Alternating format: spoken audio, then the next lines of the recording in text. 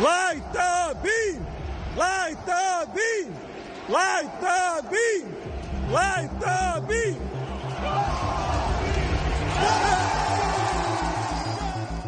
Oh, light the beam indeed. We are back in the room for another Monday night edition of this program. This program being the Sports Cave with Biggest Puma. I am your host, Sam Freas, along with Cap and LG as normal, as we broadcast once again live here on the north side of San Antonio.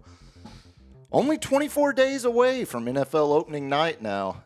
Ooh, it's getting close. It's hard to believe this countdown keeps going down day by day. It's insane how time works. It's not a flat circle when it comes to NFL opening night.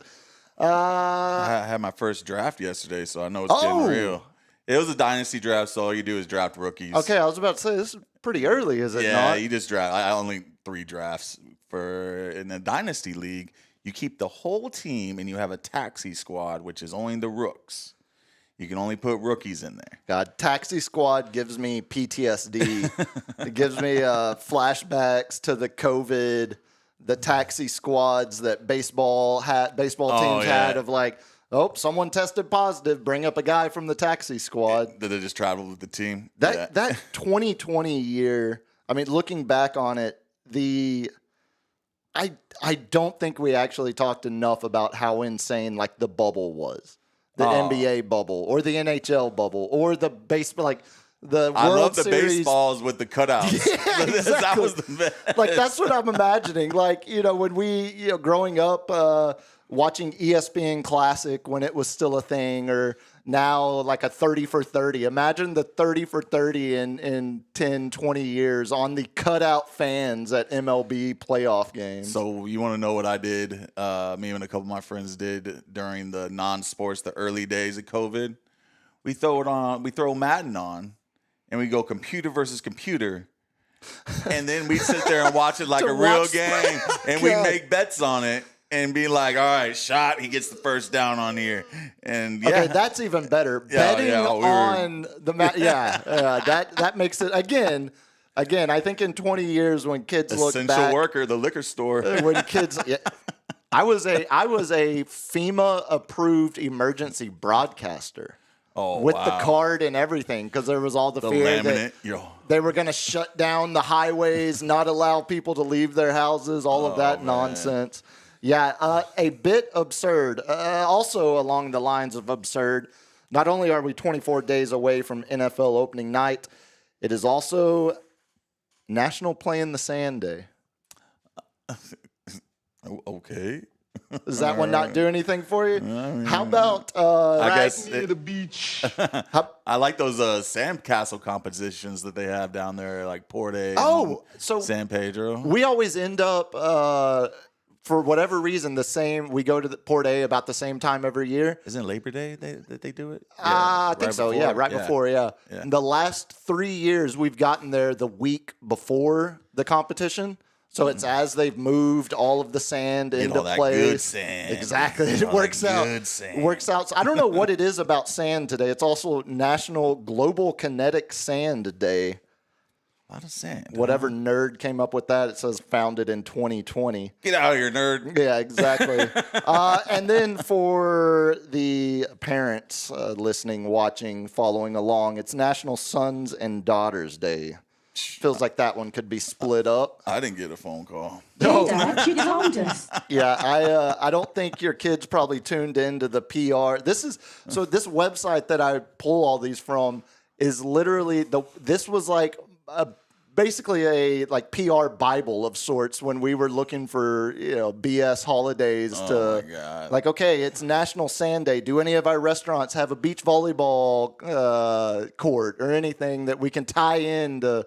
So you know what? Play in the Sand Day. I will tell you, you might be getting, we might be more popular than we think, because no other, the one and only John Oliver did a national holiday bit on one of his little in between things. It's a good bit because it's absurd. And it was National No Underpants Day. Hey! Or National Underpants Day. Score one for the good guys. And everybody started talking about their underpants, and then this black guy's like, yeah, some people wear boxers, but, it doesn't look like you can pull it off, because he was talking about, like, he was white and a black guy.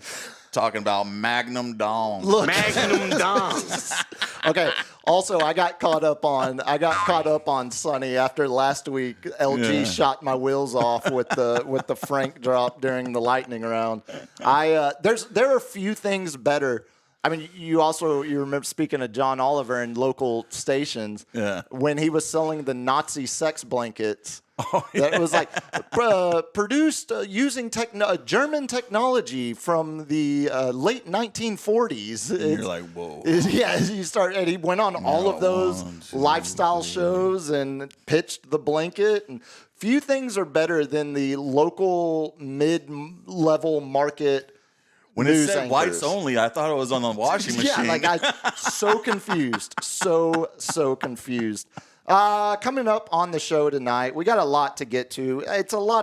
Honestly, it's a lot to get to, but it's not a lot of red meat. I feel like this kind of feels like... This is a potluck appetizer only. Very much so. And it feels, we're 3 weeks away from NFL opening week. We're 2 weeks away, I guess 2.5 weeks away from college football. Really turning. We've got the new AP poll that just got released. We'll talk about that in the lightning round. Going to end up we talked about it a little bit in our college football preview we did last week. Ohio State got the AP number 3, and everybody, man, they're getting crushed saying they shouldn't even be up that high. Yeah, we're going to go through them because I mean, with any of these preseason polls, what the hell do we really know? I mean, every year, at least one team that's outside of the top 10 in the preseason poll makes the playoffs. Some years, a team that's unranked ends up like Indiana last year. Who had Indiana going 10-0 to start the year? Nobody. Maybe 11-0. I can't remember. I think it was 10-0 they started. Or how about Army and Navy both being undefeated at the midway point of the season last year? They need to start playing some SEC or Big Ten teams. Yeah, it's man, I would love to see some form of promotion relegation hit college football where you actually had a single game to determine, like if UTSA was the best of the group of 5 and they got one game to go up against like West Virginia to try to get in. That would be good. Like Oklahoma gets knocked out of the SEC and has to go back to the Big 12. Back to the Big 12, yeah. Look, as it's obviously insane, absurd, sounds insane, but as the money continues, old John Plantation ain't gonna let that happen. Yeah, well, he ain't taking my money away from me. Vanderbilt has managed to stay in the SEC all these years. I watched some of that SEC. What is it like? It's like Hard Knocks. I can't think of what it's called, but it's not bad. I specifically went and what platform? Netflix. It's the same people that do the Drive to Survive and the Full Swing, the Formula One, golf. There's a tennis one too, like break serve or break point, something like that. I always like the Last Chance U. Oh no, those were great. Yeah, Last Chance U. And my boy from California, that guy. I mean, that guy. I'm not gonna lie. I bought that man's book and gave it to my son and be like, you need to read up on this, man. It's all about accountability. I don't think you were alone. That guy's continued to have some hot sports and politics opinion ever since he got the platform he did. Before we go any further, let's test the connection with the next room over as we turn to our what can only be described as our overlord, the overlord, the technological overlord of this program, LG. Do we have LG? Hey, there it is. Look at that Eagles hat. God, that Eagles. It still trips me up. September 4th. It reminds me of the Terror Owens Donovan McNabb days on 05 Madden.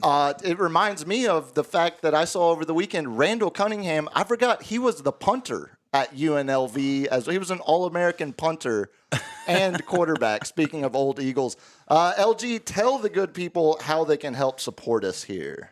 You can hit that subscribe button and the like button and the notification button. All three. Yep. And if you'd like to do us a favor, if you're on X, hit the repost button. Not the retweet, because that doesn't exist anymore. Hit the repost button. Repost. Is that what we're officially going with now? Yeah. It's reposting? Yeah, there's posts on X. There's no longer tweets on Twitter. And if you'd like to help us directly, open up your wallet and buy us a microphone. And that money. Or throw us a tip at buymeacoffee.com/sportscavelive, and we'll apply those funds to the microphone fund. Love that money. There's an Amazon wish list if you just want to buy us a mic straight up in the description. And Puma will shave his head. That's right, yes. Yeah. You have Cap's word that I will shave my head. If you purchase everything on the wish list, we'll all shave our heads. There we go, yeah. Go full. Watch it. Go full Ed Norton. You have to keep the beard though, even after you shave the head. Oh man, I'm gonna look like I made those sex blankets. That's correct. Yeah, as LG said, it's YouTube's absolutely free. So everything you do there, whether you subscribe, give a thumbs up, watch the program, any of that, all of it's absolutely free. I'm looking at it now. We are 42 subscribers away from 500. So Ooh, so close. If you have not subscribed, or if you have someone that lives under the same roof as you that has not subscribed, please, please, please, let's get those numbers up to 500 before September 4th so we can do some super chats during the Cowboys season. And then, of course, from 500, the race to 1,000 begins. So any way you can help us, we greatly, greatly appreciate it. Obviously, the Amazon wish list, not as free as YouTube, but if you've got the means and the passion to support the program. If you hit that little casino, those little casino things in every bar and gas station and pretty much barbershops and anywhere, whenever you go. Do you know anything about those? Dude. Yes. How do they? I know people who own them. Okay, this is a beginning of a side note tangent. Okay. How is that legal? How is that not just straight casino gambling? And two, how do you actually what are you win? Are you winning money? Because are you winning store credit? You're winning. Can you buy a bunch of Doritos and Gatorades? Let me give you the breakdown. You got your machines that you play on. Then you got your little machine over here. That's the ATM that you put your ticket into later. So you cannot promote a game of chance in the state of Texas. But because these little slot things, you can move one up or down, now it's a game of skill. Oh, my God. That is, of all the things the state is trying to crack down on right now. And how is this not a high priority? That doesn't make sense. It makes no sense. Yeah, they were they used to have these things. They didn't have it to where a game of chance back in the day. It was you could do a game of chance, and then play poker or whatnot on them. And they had whole buildings dedicated to these things. And one of my friend's mom used to go into one, and I went into one, and I was like, dude, this is really cracky. That's the best word for it. But you do go into these bodegas on the east and west side, and you know what I'm saying? And in the gas stations, people be just posted up, sitting there. Oh, I've got, doing every it. time Go hit a heater outside. One crack. Every time I go into my normal neighborhood, convenience store on the east side, I see the same two guys. And they're just posted up right next to each other, just playing away. I've known so many people that hit $6,000 on them. What? Yeah, but I'm like, how much money have you put into that over the past 3 months? But he's the thing is, the game. Some of them won't let you continue. It'll go unless you put the right thing to where you won. So therefore, is, in my opinion, no longer a game of skill because it's forcing you to win. Yeah, I just don't see. So weird, I don't see how there's so weird, dude. Besides just fueling addiction, I don't see how there's any heavy addiction, any benefit whatsoever to the person playing. They're preying on the bartenders. They can't take their eyes off of it, dude. I'll be sitting there watching TV, and they're over there just watching the slot games, and I'm like, stop watching the slots. I put $100 in that earlier. He's gonna hit. He's gonna take my money. They get mad if you go and play after them and then you hit. Yeah, of course. They feel like they've been slighted. And I'm because they probably have. I mean, because they're probably right to feel that way. There's no bit of that sounds. No bit of that my sounds buddy of mine legal. was like, "You better not play that game right after me." And I'm like, "All right, I won't." But like he was serious. Of course, I don't put money in that. Fair. I play poker. Yeah, I like the mind games. So that I at least understand, like the poker rooms, the private clubs. You can't get a rake. Right.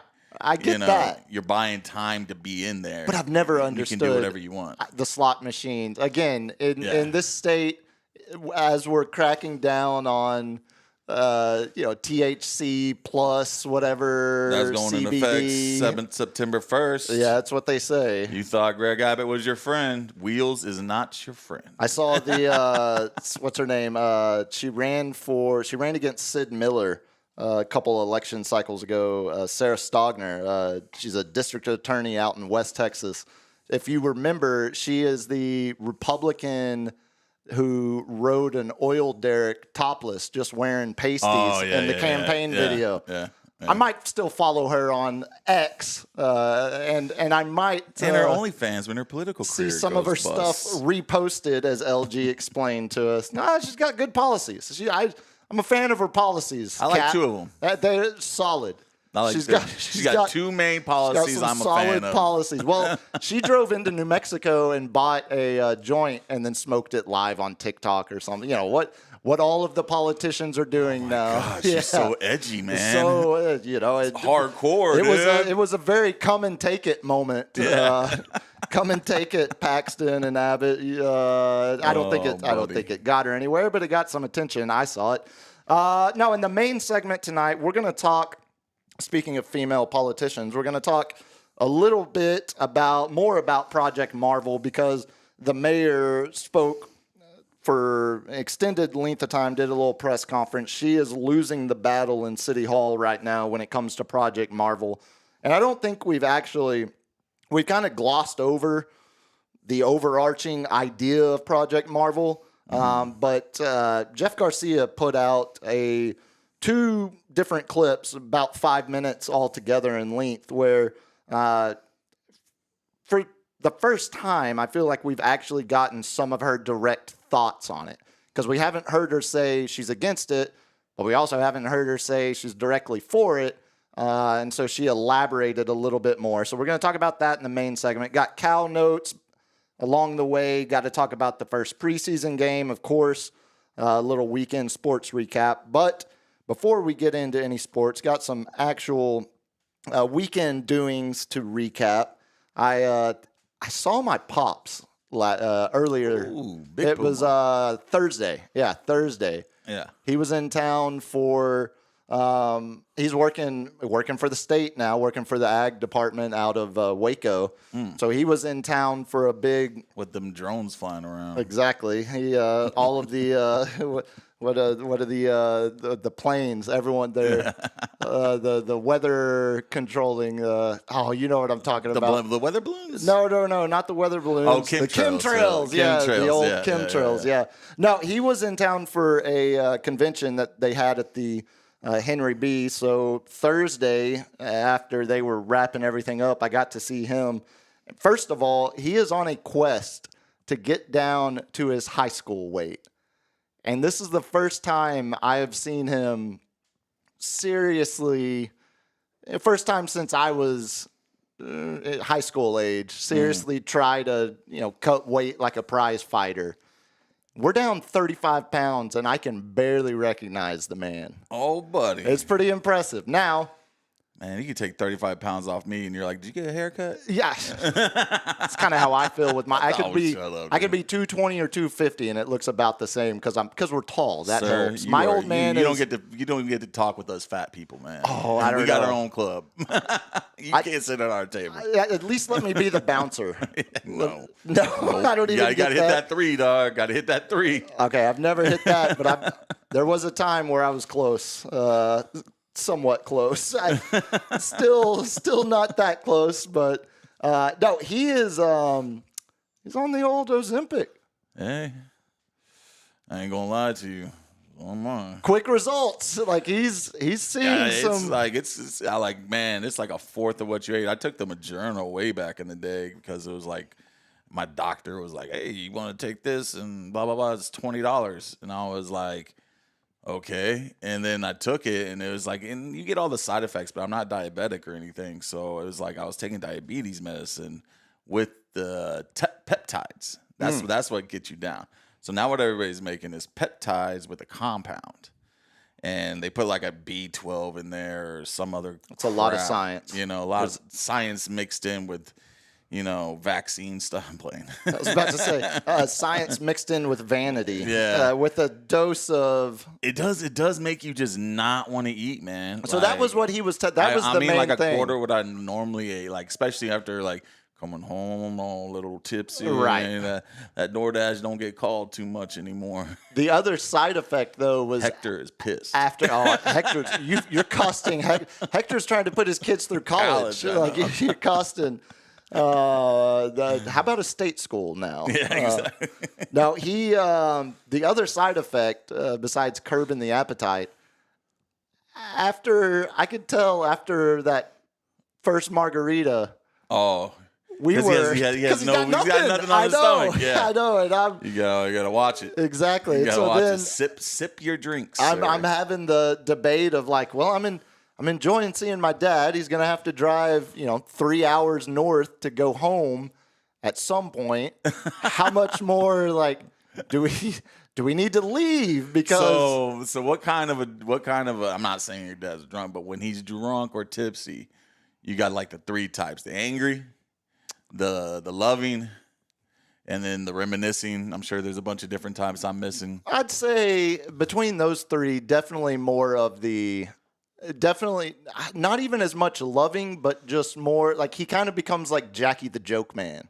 Like kind of goes like straight silly. Silly. Yeah, silly is the best word for it. Awesome. Yeah. That's awesome. Which was great. The dad jokes just come out. Exactly. Oh, dude, he had some hot Epstein theories. Those were gold, rolling. Jerry. Yeah. It's gold. Had all kinds of Mossad-based ideas that he was coming around on. No, the big thing on his plate. So he was mayor when I was 8 years old. Mm-hmm. He was mayor of our hometown. He was only 28.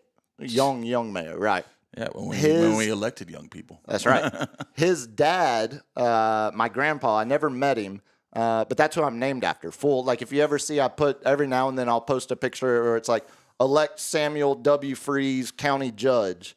That's actually my grandpa's. Do you have some of those posters hanging around your house? Yeah, I have one. I have one of his election posters in my bedroom. We need that one on the back wall right there. You know what? I could. So I've got a collection of them. Yeah. We could definitely get one in the room. We probably should. But he was like the only lawyer in my hometown for a long. So naturally, like, well, why don't you be the judge? You seem to know the law better than any of us. And so like forever, the roommate. One of the times I took her back, my grandpa's old office is in a lumber yard that's just like our family heirloom lumber yards where all of our crap sits. And his office is still untouched how it was when he was still among the living. And within it, he's got a bunch of old county records where we literally found a county record from like 1953 of my buddy's grandpa getting arrested for drunk driving. And it's my grandpa. He's still got all the county records. So we were looking up, last names that I was like, oh, well, here, He's still got documents. He's got classified documents in his house. Yeah. Some things never change, buddy. Everybody does it. Some things never change. But no, his big battle right now, he's recently gotten back into small town politics, and he's city council member, which is funny because in the main segment, we're going to talk about Project Marvel and the mayor's battle with the city council here. And the whole time he was explaining what they're fighting about back home, there's the new data centers, wanting all of these cooling, AI data center crap like that. And all of these companies are preying on small towns, rural areas to buy their land and put these big data centers in, which there's pros and cons for either way. There's pros for the business, pros for the city, county. There's also cons for the city, county, less cons for the actual businesses. So that's their big battle right now. And it was funny as I was hearing him, break down where the county stands, where him and the other city councilors stand, where the mayor stands on the idea. I just couldn't help but keep thinking about Project Marvel and how the way this is being run right now here in San Antonio, it sounds exactly like my town of less than 3,000 people, which is also why I love this city. It shouldn't sound like... It shouldn't, though. We're like almost 3 million. We're the 8th biggest city in the U.S. It's a $1.5 billion project altogether, maybe more. Yeah. And it's being discussed and bandied about like it's a town of less than 3,000 people. I couldn't get that parallel out of my head because, again, it's what I love about this city more than any. I mean, it's... the fact that it does feel like my small town. Oh, man. But also, it's the thing that drives me the most insane at times is when it's run like my small town. I saw how dysfunctional that small town can be. You probably saw all the conversations. I was too close. I'm very into the judicial system on all sides and whatnot. And a lot of it started with me just having to sit in court waiting for my lawyer for 4 hours, and I'm listening to everybody's case and just seeing the hypocrisy. Starting to notice some trends. And just seeing how the DA's working, how the lawyers working, how the angles are worked. And, just because we just kept pushing the case, but I had to show up there every month or two. It wasn't for anything bad. It wasn't, I didn't kill anybody. That we know of. But yeah, no, it does open your eyes. I mean, when you get there were multiple times whenever I was like 9-10 years old where I might have accidentally repeated something that was said behind closed doors to somebody. Yeah, you were. That was an NDA, sir. I was 9 years old, man. I didn't know that was their fault. You shouldn't have been talking about it in front of a 9-year-old. They're all. So yeah, Samuel, shut up. Basically, I was there. There was a lot of that, as you can imagine. So yeah, it was good seeing the pops. He's also cut the hair off, which he doesn't look like Don Nelson anymore. Which kind of I know. Long hair don't care. He's getting more serious about about climbing back up the ranks of local and state government. So I understand. I got to check on my dad. He got, I guess, is a national haircut week. Mine's coming up. He's coming up. It's on Mississippi mudslide that, baby. 6 months from when we started back in April. So my dad goes to like a little Great Clips or something. Like first he wanted to go to my friend who owns a boutique. Like she owns her own salon. Oh, and then he saw how much it cost. No, it's all free. But he saw who was working there, and he's like, yeah, I wouldn't mind getting my hair cut by her. And I'm like, Dad, I'm afraid to bring you in there. Yep, you're going to say something. That just tells me you're not ready for it. You're not ready for it. And he goes, but he goes to Great Clips, and he's like, he's just got the classic old man hair, parted on the one side and just comb over, all white, just classic hair. And he's like, goes there, and he's like, I want it short on the sides. And she's like a one? And I was like, oh, God, Dad. No. I was like, that's a fade. And I was like, it's a high top fade. Don't do that. I was like, Dad, you need a 3 or a 4 on the sides. He's like, yeah, I figured that one out. But then I told him on top, how long would you like it on top? He's like, 1 inch. And I'm like, you gave yourself a buzz cut. That's correct, yeah. And he's like, looked like Eric Montross. He usually has it like North 3 Carolina. inches. I was like, you need 3 inches, Dad. 3 inches or 4 inches. I was like, that's how you like your hair. I've seen you with this haircut for 40 years, and like, he was like, yep, I look like a buzz cut right now. And I'm like, God. I'm now imagining your pops with like a Pat Mahomes. Only if you had curly hair, but I was like, man, I'm gonna take you into the barbershop. Get you faded up.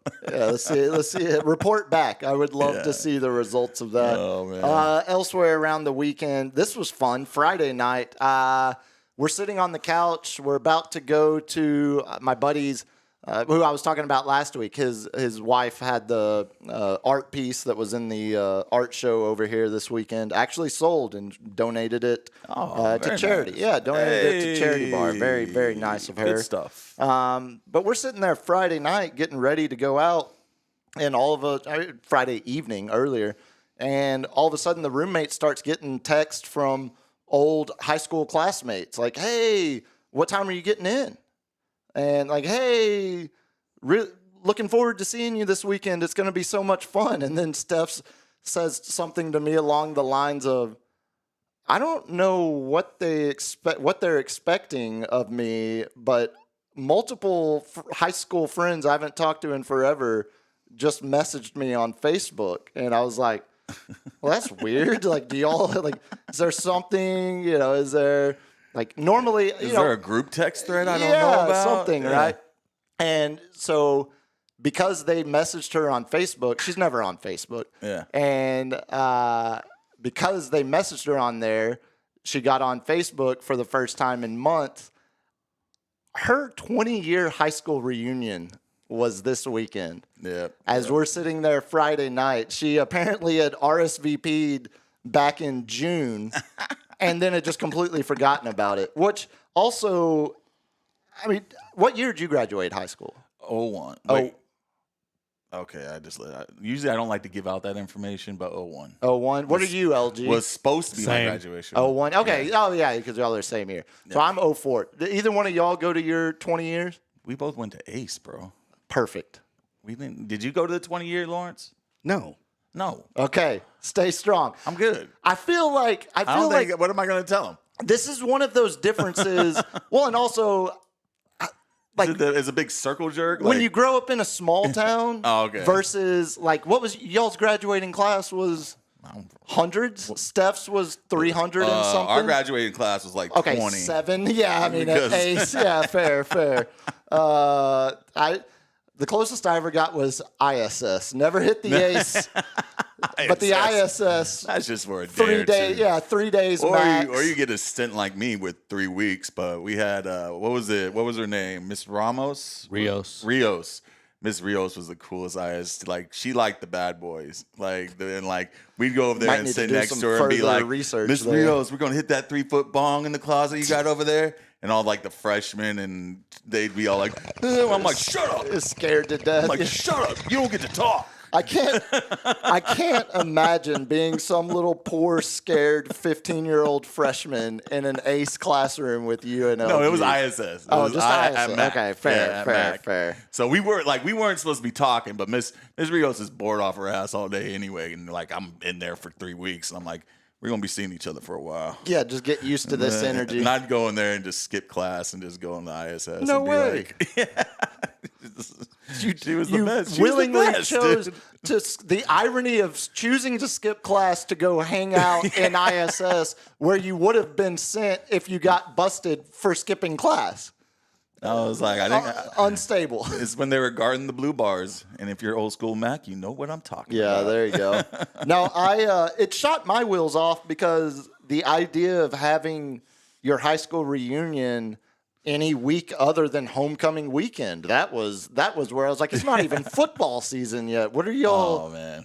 Well, because you have I got put on that crap for the 2001, and it's a Facebook MacArthur group, and they're like, "Are you gonna come?" Blah blah blah blah, and they made a specific group for it, and I'm like, take me off of this crap. Yeah, dude. see, and that is the group. I'm not going to do it. That's the group that the roommate RSVP'd to and was like, "Hey, looking forward to seeing all." And that was in early June. Completely forgot about it after that. There's one person that runs that, and that person, I feel sorry for him. What makes it even better? They probably got 3 kids and just hate life. Oh, absolutely. They're ready to get away. They're ready for a weekend.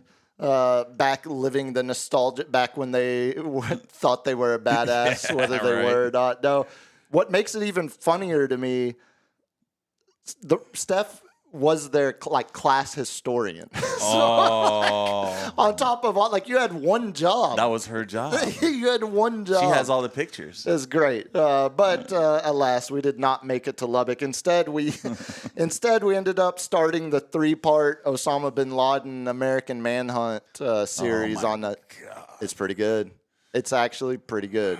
They all just are the same thing. Okay, this one's different, and I'll tell you why. Because they actually got some very direct interviews with CIA analysts, CIA officers, you get little agents. snippets, but the arc and the way they make the show and how they tease it for the next episode, it's you made 6 episodes of something that could have gone into 2. So that's the good. This one's three pieces. They're like, could this have happened? Could this person could have been on that? Could this person have been on there? Oh, this person was connected to it, but then all of a sudden, it was who you thought it was in the beginning. The whole time. You're describing a Dateline episode. That's what these things are. No. This one's actually. I would actually, as someone who still watches way too much Dateline, I would actually suggest if you haven't watched the American Manhunt Osama bin Laden ones yet, it's well worth your time. The only other thing I have, we'll do this first. I watched something else last night. LG, do you have this? The car chase out in L.A.? I asked LG before the show if he saw it. He said no. Did you catch any of this last night? No. Okay, the only reason I caught it live, this started to go down about 10:30, 11 o'clock our time last night. And Worldwide Rob, the NBA personality, I guess, he... Anytime there's a car chase in LA, he goes live on Twitch. Great bit. One of my I watch his Twitch more than anybody else because it's just a great bit. And he does it where it's like it's GTA. So he assigns star levels as the chase continues to go. Oh, that is classic. So he gives him a star. Was the first full 6-star chase of the entire year so far. Where it's blinking and everything. Oh, yeah. And buddy. When there's got to be some deaths in there. No, I don't think reported deaths. There were some shots fired, guns drawn. Okay. But it doesn't have sound, so you can just play it over the background. You can check it out. So these started out in a truck, and they're getting chased. It's 2 guys. They end up, actually, I think they started. They're in an 18-wheeler. Okay, so this is where, they went from the truck to, they boxed in an 18-wheeler. It's a milk tank truck, driving the wrong way in an 18-wheeler. You think you get a lot more milk, a lot bigger tank for some milk. That looks like a... That's California milk. Oh, it's all skim. You don't get. It's all lactose free. You don't get proper country whole milk out there. Oh, buddy! Now he gets into a regular truck. Yeah. Okay. So he jumps out of that milk truck and gets into a Chevy. Yeah. Now that's when he's in the white truck. Yeah. So what ends up happening is they start. Obviously. You're not getting away from the cops in an 18-wheeler. No. But it gave them space. He stops underneath an underpass. Just like GTA. Good job. Blocking the helicopter view. But what they do with the truck, the truck becomes a ghost truck. And they start to let it drive itself. So slow. That's why it's going slow. Exactly. So, ghost riding the whip. Yeah, so the truck becomes a ghost truck. Meanwhile, they have escaped on foot underneath the overpass. Crafty. So as of right now, still uncaught. They got away. Still uncaught. That is some That's pretty insane, right? Man. Hey. Not to apply. We're not encouraging criminality this, or encourage it. But I encourage creativity. But when someone gets away with that level of ingenuity and intelligence, the stars went down. It's worth. Yeah, I thought he actually was going to put the stars on there.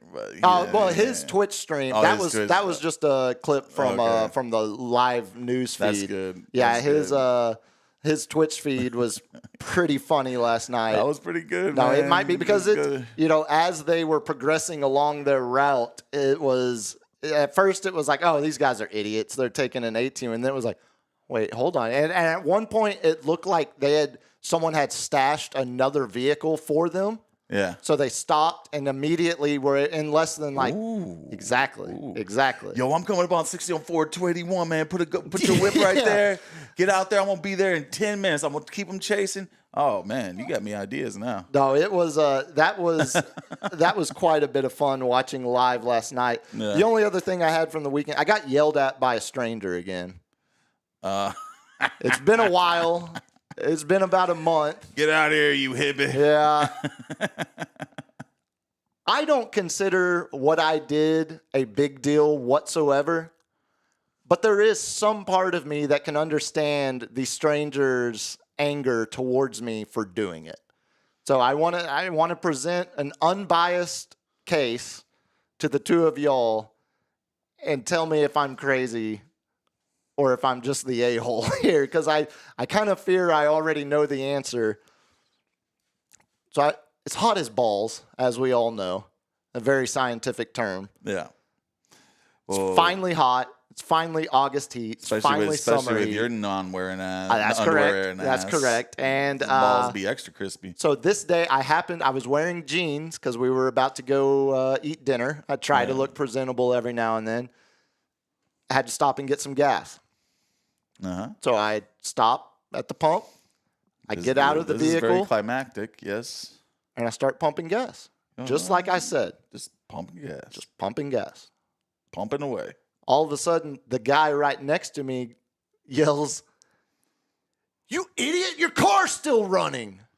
And I, without hesitation, I go, "Yeah," and just turn back around like I thought that was going to be the end of it. No. I didn't think there was going to be. If you had the audacity to yell, "You idiot." Yeah. He first off insulted you. Yeah, but. And say, "Hey, you forgot to turn your car off." I could understand because they're insulting a stranger when you think your life is in danger.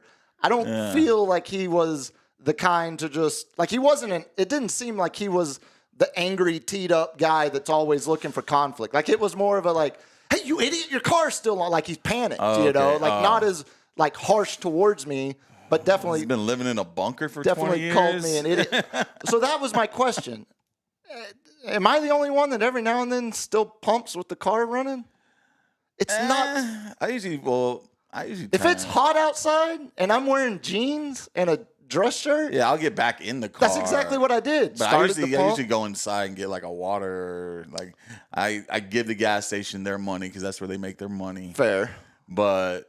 Yeah, I'm like, I don't know, man. I didn't think I was so far out of line, but after running it by a couple of people throughout the weekend, every single response I got was, "Yeah, you're an idiot. Why would you do that?" I was like, "Because it's hot." Like, what do you mean? It's not going to blow up. NASCAR pit crews do it every weekend. So what was your response? I just said, "Yeah," and turned around like it was nothing. And you said that was not the end of it? No, because then he started launching into, "Do you understand how dangerous this is for everybody?" And I was like, and at that point I led with, "It's not like I'm smoking a cigarette. Like, would you want me to do that too? Like, because that's, it's just like, you want to talk about real danger? Like, then we're at least." I was like, we don't have carburetors anymore. There's pieces of the car that used to have like open flames where the fumes could get under. And that's even funnier to me because when I grew up, like my grandpa never one time turned the car off when he got gas ever. Oh, he's a rebel. And it was every single vehicle he was driving. Yeah. Had a carburetor, had fuel. Like some of like the older cars, I'm gonna say like the 40s or 50s, like the spark plugs were like exposed or something. Yeah, and there's way more concern. Like the AC, whenever the AC clicks on and off, like the little pilot light will go on. That's a wise. Yeah. Again, like if it's a 1950s Roadster, sure. Yeah. But if your car was built after the year 2000, I think you're safe to pump. Yeah. Again, when a gas station blows up because somebody pumped gas without turning their car off, I don't want to be held liable or responsible. Is there a sign? Just be like, I think there's always the signs are still up there that say don't open your door, don't get back into your car because static electricity, or don't buckle your belt seat because the metal could cause a like. It's all nanny state absurdity. Nice. I don't think I'm that crazy. Well, I wouldn't have called you an idiot, I would have been like, hey, dumbass, mind your business. Yeah. I'm not sure. Dumbass or idiot. I'm not sure. I'm not sure which is worse. Yeah. No, I mean, he probably looked at you and just been like, this hippie doesn't know what he's doing. Yeah, blah, blah, blah. I definitely got that level of, this guy doesn't even know how to pump gas correctly. Like it definitely felt like it was more of a, stereotype. You were stereotyped, sir. You were classified in some. And as for my weekend, I might be stereotyped correctly. Give me a minute. On the clock. The Yankees. We can't get our crap together, man. Join the club. Oh, man. We go 1 out of 2 in Houston. Very winnable games. Our relievers aren't coming through. Our bats are just non-existent. Judge, I mean, he's fighting injury, but we do have life today. Our rookie pitcher, Warren, is throwing a gem. We have hope, as one Aaron Boone always says, we're right there. We're about to turn the corner. We're getting healthy. But we have yet to see to prove it in there, and we are now the last team in the wild card spot. Not as worse as worse as other teams, but we'll get to that. Yeah, we're in just not much good to say other than we've won 27 championships and y'all haven't. So suck it. Yeah, that's when you're bringing up the 27 championships, it hasn't been a good week since the last time we checked in. You mentioned y'all are holding on to that last wild card spot. It's not even my Rangers that are the team behind you now. Yeah. They got swept by the Phillies over the weekend and allowed the Cleveland Guardians to now climb into that spot. They're just always sneaky. They're sneaky good. Yeah, despite half their team being under federal investigation for gambling. Yeah. How is that possible? Because it's baseball. Maybe that's why they weren't in leading their division is because of the gambling. Because we're gonna make our money first, and then we're gonna get in the playoffs. Yeah, we're starting to get to the point. What is it? 40, 44, 45 games left in the season now. Yeah, it's crunch time. Yeah, there are a 2.5 game deficit in the wild card standings. And how is your strength of schedule? I know the Yankees have the third best. I mean, we're third easiest strength of schedule whenever we started in August. Yeah, I would assume. We play some cupcake teams. I would assume the Rangers was probably pretty middle of the road because they got, they're playing the D-backs tonight, losing as we broadcast. Looks like one home run right now from who's your boy Langford. You back in it, baby. Yeah, don't hold your breath on that. It's this rematch of the 2023 World Series. Oh, what is that? Don't hold your breath. What kind of a drop was that?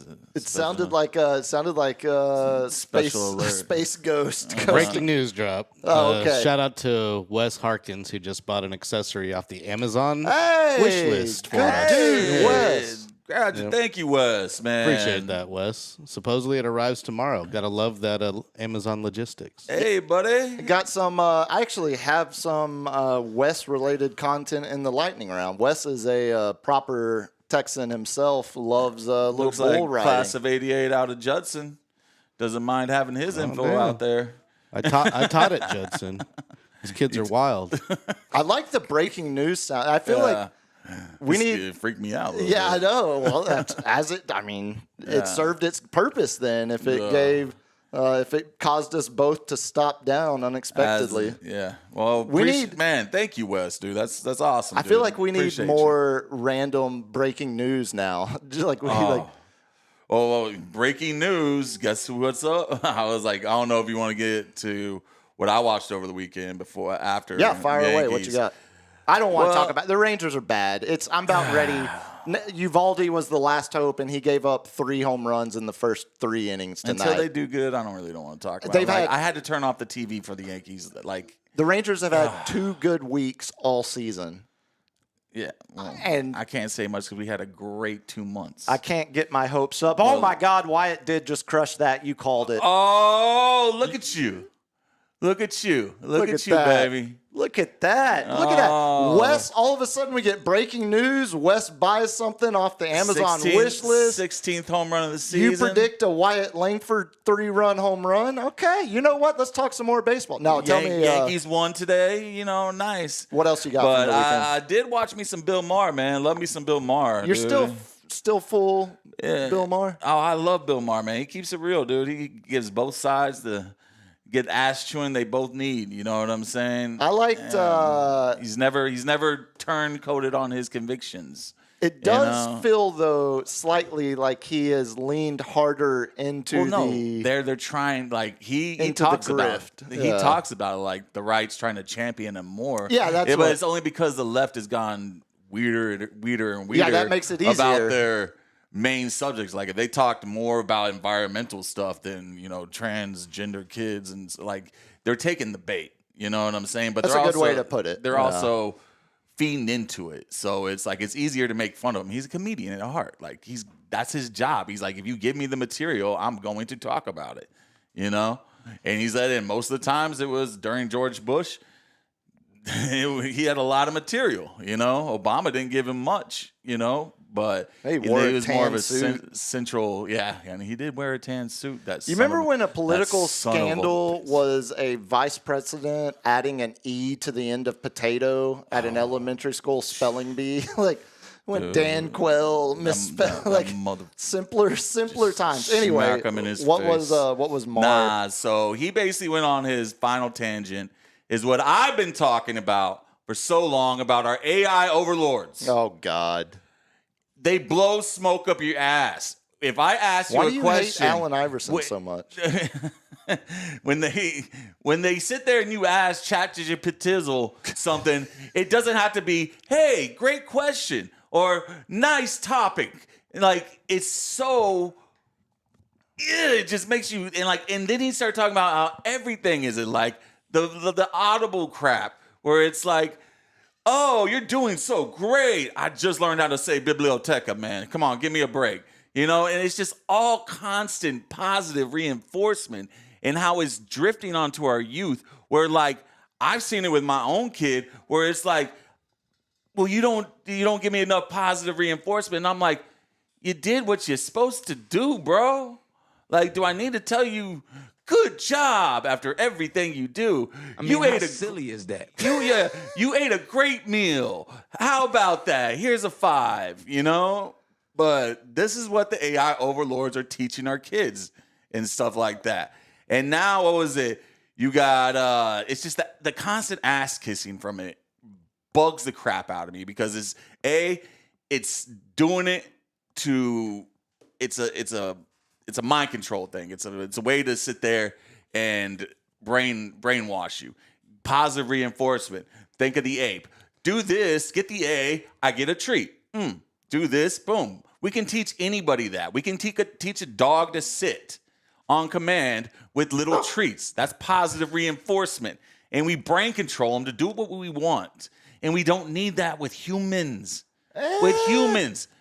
Nah. There needs to be a little ass kissing. And there needs to be ass kicking. If I watch, what was it? One of his examples. Hey, does a baby carrot have a father carrot? And it's ChatGPT will be great question. No, it needs to be you freaking dumbass idiot. What kind of question is that? Thank God you brought it to me before you brought it to everybody else. So you basically want you want AI to be like a boomer dad. Or I want AI to be a Gen X uncle that just puts you in a headlock. If you want to be human, if you want to be human and you ask me something stupid, I'm gonna be that was a stupid question. What are we talking about? You know what I'm saying? And now, what was it? Annie is Musk's new AI, the female version, and she's a animated cartoon, little little girl with big old titties. Oh, okay. Well, you know, and all that. And answers she's my over question. there ass kissing thing, and it's like it's basically warping boys' minds. Like, and I know what Musk is doing to try to get them to not be gay. You know what I'm saying? Because you know how much he does not like the LGBT community and whatnot. And then like Google AI says it has a depression problem. What does that even mean? I don't know. Google AI is depressed? Yeah, Google, if you ask AI, how you feeling today? I'm depressed. Okay, that doesn't. Yeah. Yeah, that okay. You found an angle where I don't have a whole lot to come. There was a story, it was last year. There was a teenager it was either like Alabama or Georgia, I think. And there was a AI chatbot that was one of the characters from Game of Thrones, one of the hot chicks from Game of Thrones, and it was her like AI chatbot. And you paid a monthly subscription to have her, be your girlfriend. Yeah, exactly. Be your AI companion, right? 80% of kids say now that they would have an AI girlfriend, boyfriend. So this kid ended up telling the AI chatbot, like, I'm depressed, I'm down.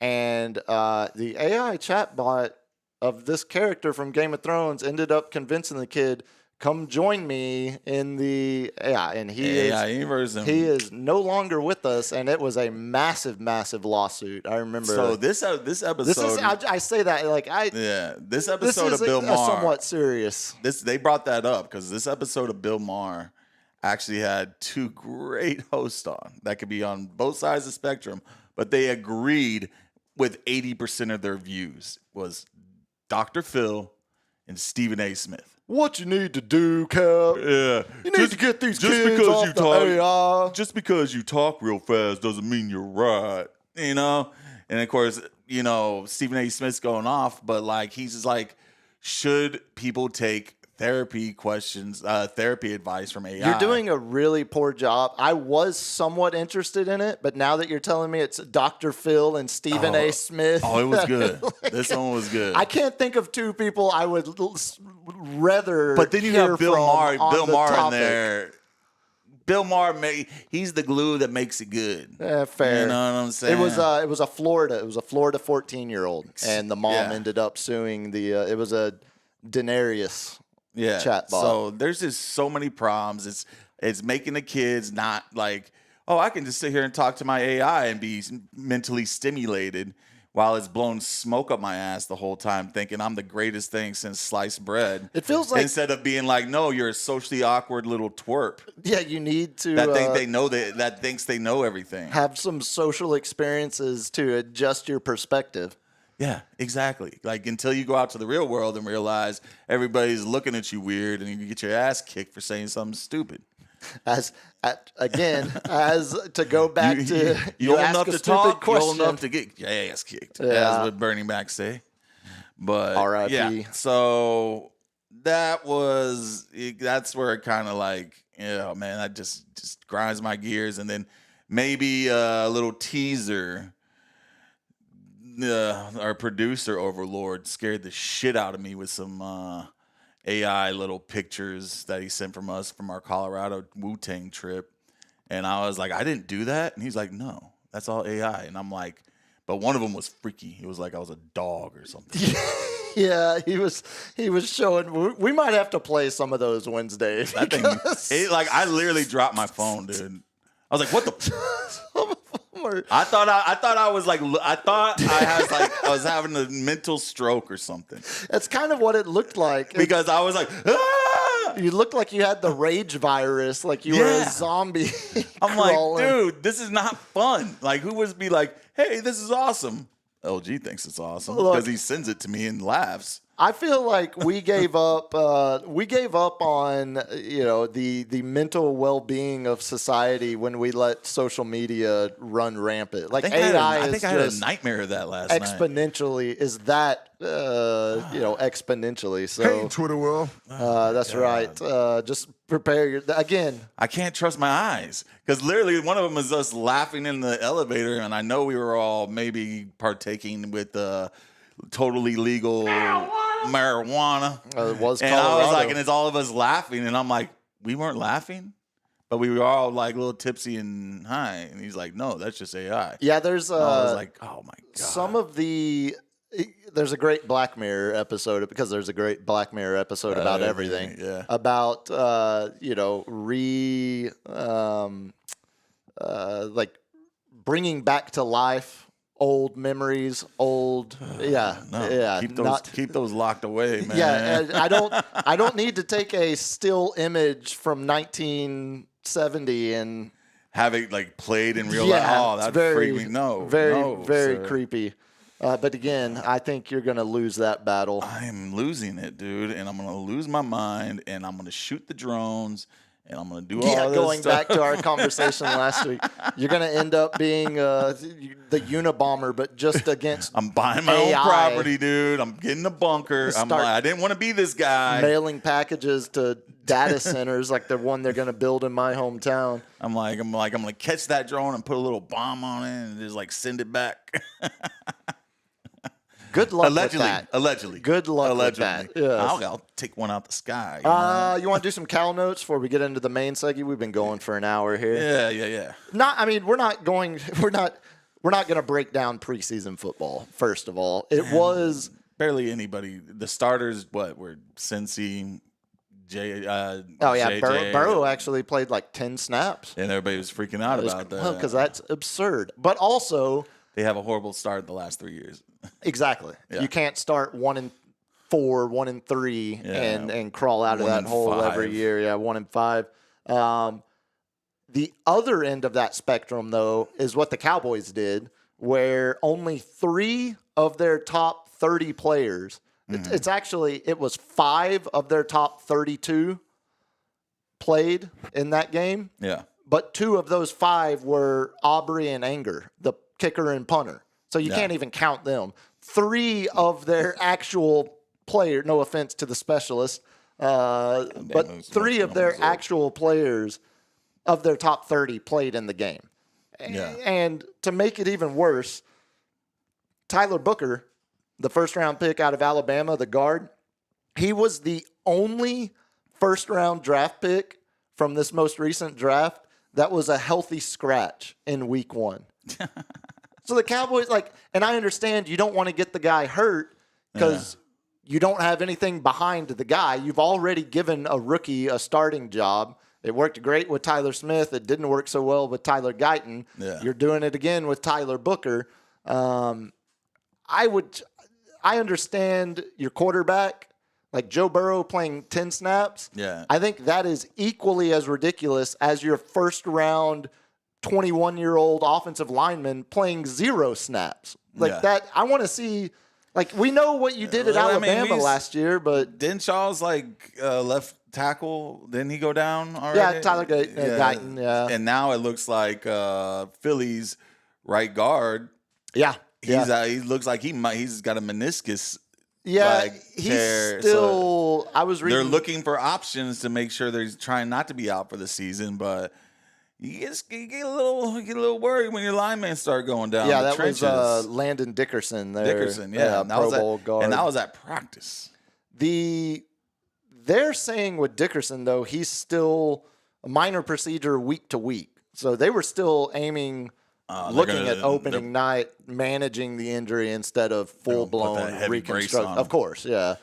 But I mean, again. We talked about it last week, the list of Cowboys quarterbacks drafted since Quincy in 2001, and it was 1, 2, 3, 4. Their Cowboys have drafted 4 quarterbacks since Quincy in 2001. Now Joe Milton is the new project. The Cowboys season, if Dak gets hurt, it's over anyway. Yeah. So I'm not, again, sitting at the bar on Dak Prescott Saturday night, hearing, first of all, football, full football crowds are back at the bars, even though it's preseason, which also means you get so bored after the first series. I couldn't believe, sitting there in the third quarter, people still you could hear audible crowd reactions of, oh, you're still living and dying. This guy's every gonna get play. cut. Yeah, this guy's getting cut. These guys are going to be bagging groceries in 3 weeks.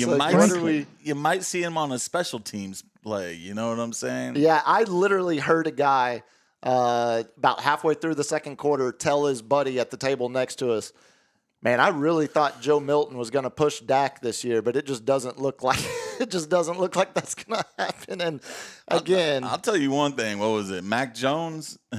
We should have picked Mac Jones instead of Trey Lance. I'm not saying I'm glad we went the route we did. The route we did because we got Brock Daniel Purdy, but. You know, Mac Jones looked good. And, of course, he threw it to the wide receiver who was the standout in practice, who caught a 50-yard bomb right in the pocket and in between two defenders.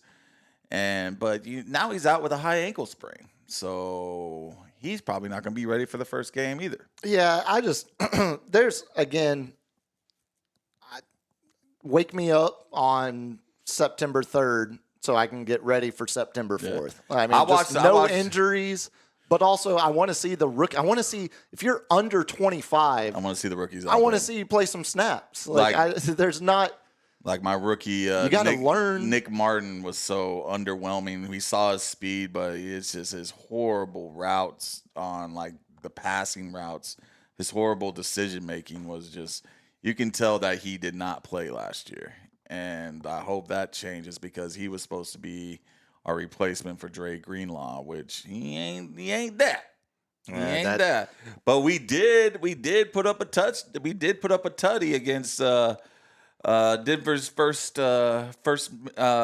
team. They played all their defenders. Defense. Do you put any stock into that though? Because they're not even game planning. I mean, there's no install. There's no weekly install for these games. Hey, if my second's gonna beat your first, I'm happy. Yeah, but again, I feel like it's the same way when a split squad team in spring training lights up an ace. And it's like, okay, what did we really learn here? Yeah. I don't think there's a whole lot you can take away whatsoever. You got coaches among coaches as like, what was it? Of course, I listen to more Niners or anything. Like Kyle Shanahan's like, oh, did you know about this guy, Upton Stout? And blah, blah. He's like, well, he's been brought up in a couple meetings. The linesman coach been talking about him. And just like, they have one coach is watching like 4 people. So, like, that's how they're getting evaluated, is one coach is watching 4 people at every position. You got the linebackers coach, the cornerback coach, safety coach, lineman coach, defensive all over, Robert Saleh coach. And then God, I keep forgetting y'all brought Bob Saleh back. Oh, man, he's so good. Yeah, that helps. And then they all come out and they start to talk to Kyle Shanahan, and he's just got to sit there and trust them until he starts seeing them blowing plays, Like our left tackle that was our backup for Trent Williams. This is cow notes. What are we doing talking? I just realized because I'm looking at my run sheet. I'm like, where is the 49ers preseason recap? No, there's nothing. There's nothing to talk about with preseason football outside of injuries or random. If you want to talk about, like, do you want to do 5 minutes on Phil Maffa's blitz pickup? No, I don't like. Let's see the 53-man roster. I was just basically saying there's nothing that we as a fan can sit there and break down as much as these position coaches can and know that, hey, did you bring from practice what we've been practicing? Did you show it on the field? Did you capitalize on the plays that you should have done because we practiced them?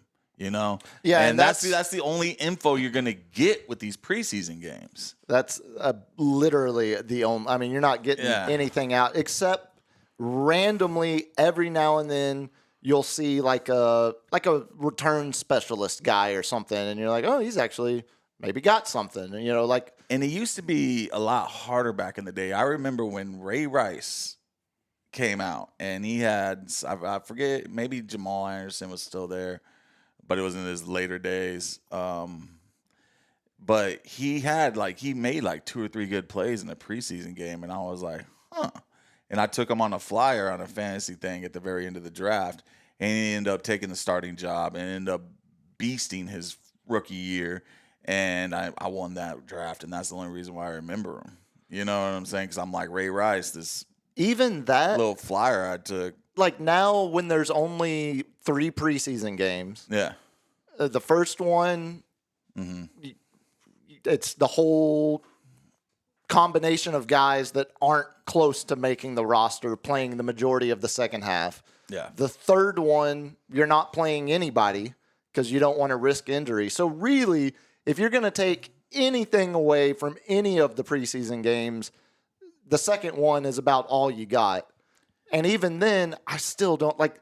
It's Dak's, who's going to be healthy. Dak's not going to play. CD was the only highlight. CD was the only highlight from Saturday night. Do we have that highlight queued I believe up? so. Do we have that highlight queued up there, LG? So Cowboys. It's so Cowboys. The omens on the sideline can clear things up as we look at CeeDee Lamb on the sideline, Kyle. Yeah, guys, this happened right in front of me. CeeDee Lamb was celebrating Jonathan Mingo getting behind his defender. He was so excited, he jumped in front of an official, and the official ran over CeeDee Lamb. I thought he was going to be on the sideline. That's where the penalty comes in. And he was off the sideline. He was outside of the box. So CeeDee's the one that's being penalized here for the Cowboys sideline infraction.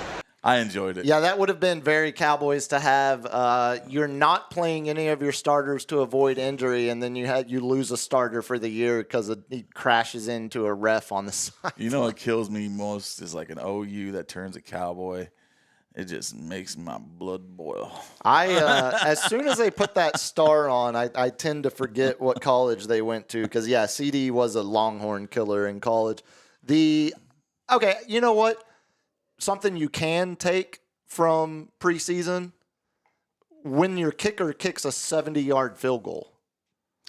Jackson, yeah. At sea level with very little wind. Like if Brandon Aubrey had gone out there and kicked a 70-yard field goal, I would say that's a good sign for the regular season. And I don't think Jacksonville is an easy place to kick. No, not at all. You know, no, like it's not. It's Florida dense right air. Yeah, it's ocean moisture, ocean air. That moist, dense air, ocean air. Very moist out there. Yeah, what's the kid's name? Cam Little. Cam Little hits a 70-yard, but of course it doesn't count because it's preseason.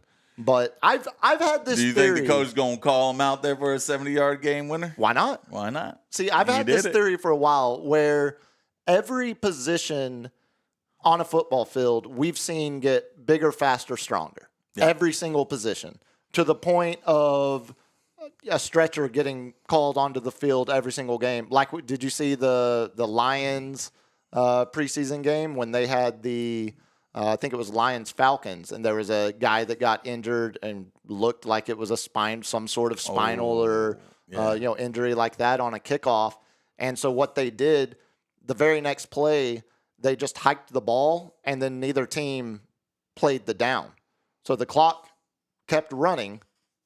The ball was snapped. Last play? No, there were 12 minutes left in the game.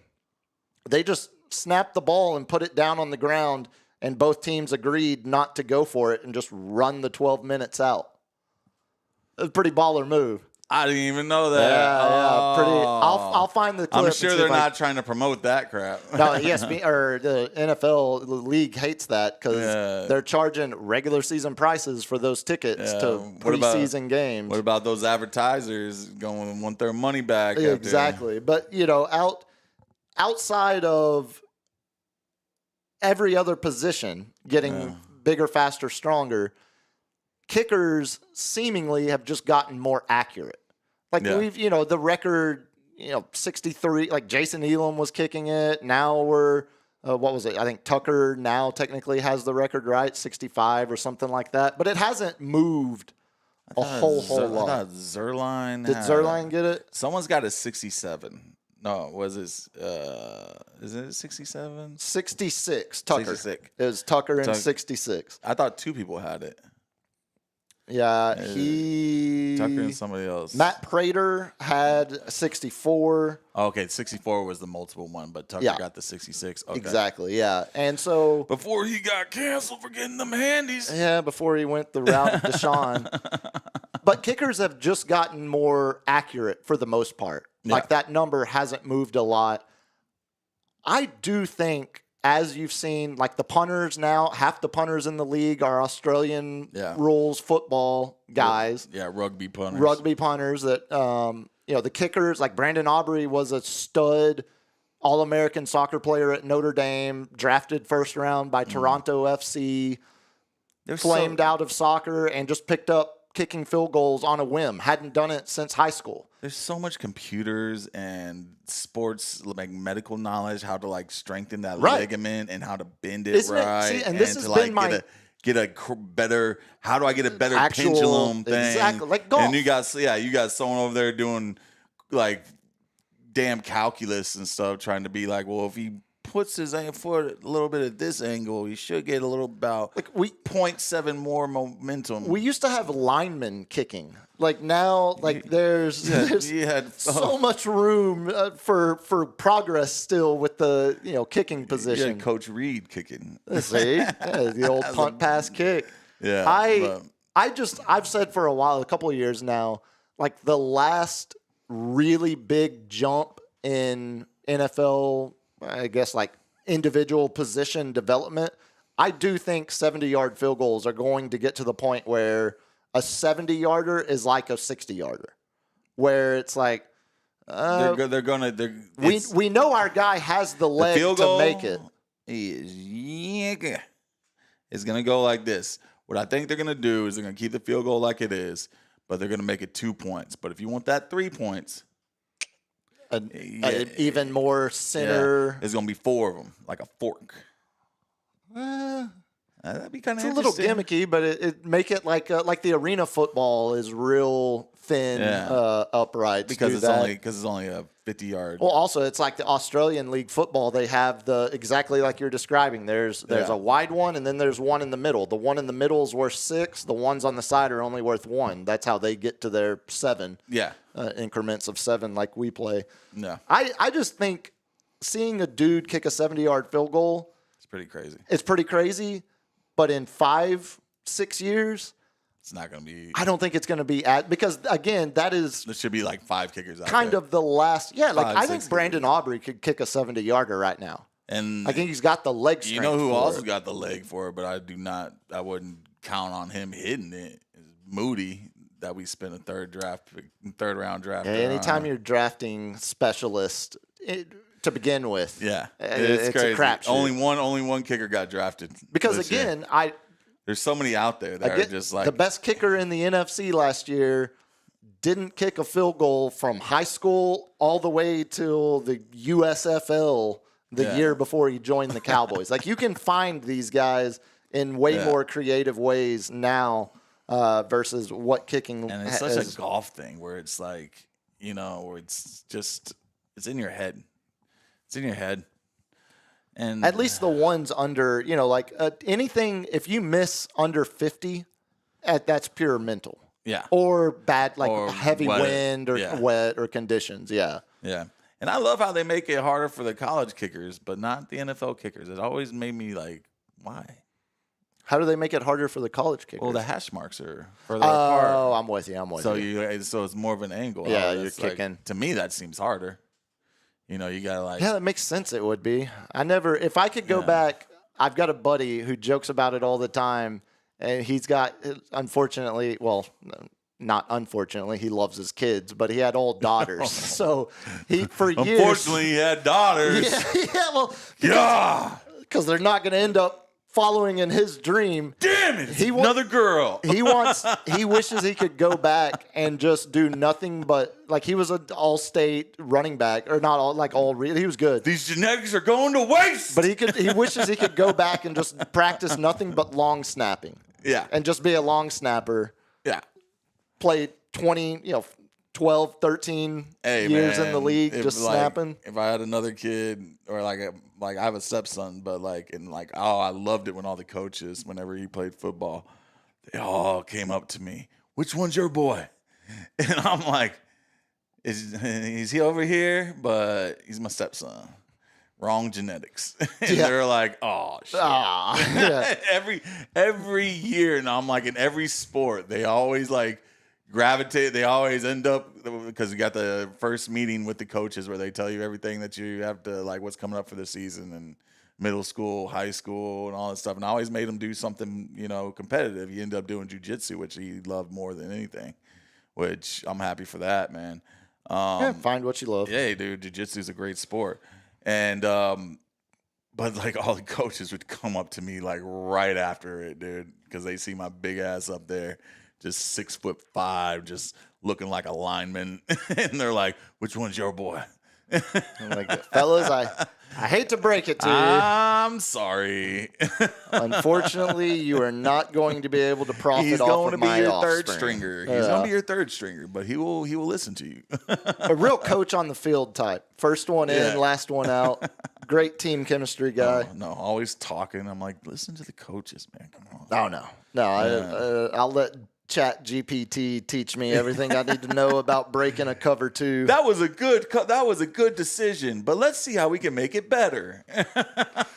Let's get to. Do you know off the top of your head who the Niners play in their next preseason game? No. I don't know the Cowboys. Somebody. Yeah, again, it's the preseason. Get ready for a bunch of more Joe Milton. I did want to get into before we get into the main segment. We did have some PGA this weekend. Oh, that's true. Yeah. The FedEx Cup starts, and this was the round of 70. 70 of the top players played, and only 50 advanced to the next one. And there was out in Memphis, Tennessee, where I am very familiar with. I used to go out there all the time with my dad working the car lots, and I had to do lot washing. If any of you ever know what lot washing is, you know what pure hell is. That's not fun. And when you're next to a Mississippi River in the summertime, that 94 feels like 114. I will take 107 all day with no humidity instead of a 94 with 80% humidity, especially when you're spraying them on hot cars and standing in between them. It is a sauna. A wet sauna. And yes, I died every day for about, 4 years every day. But when they went out there, man, Fleetwood. Tom Fleetwood. Man, this man cannot buy himself a PGA win. He has won not on a PGA course, but he's elusive, and he is choking every chance he gets. He keeps getting closer and closer. He couldn't miss the hole, and he couldn't make a bogey to save his life in the first 2 rounds, the first 2 days. And the last 2 days, he couldn't make a par or a birdie to save his life, and he basically squandered the lead. But then we had old Scotty Scheffler's. Oh, he fizzled out at the end. He started going up the ranks, and this is when it's usually Scheffler time. The greatest iron player on tournament right now. Greatest playing putter with a backup caddy. Normal caddy had to leave. He was doing his own yardage, family emergency or something. But he's still the point leader in FedEx. That's where you win the overall FedEx tournaments. But we had a playoff, which was, if y'all watched it, man, it was thrilling. This playoff was thrilling. We had one J.J. Spawn and Justin Rose.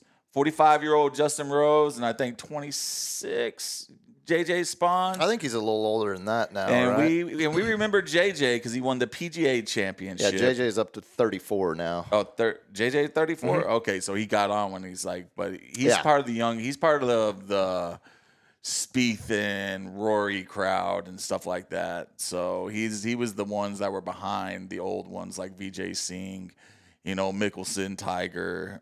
Justin Rose is a part of that. And they had it cooking on the last, before the playoff, they both birdied 16th and 17th to get up there, just lipped out birdies on the 18th to what was it? Justin Rose had a putt to win it in regulation, just missed it. And so then they keep everybody at 18. And J.J. Spawn's hitting a 3-wood every time. And he's always leaking it right over in the rough, flirting with the bunkers. and Justin Rose was pulling out the big dog, flirting with the water on the left. And his first playoff hole missed the water by about 5 feet. And kind of fell back in where he almost fell in on the swing.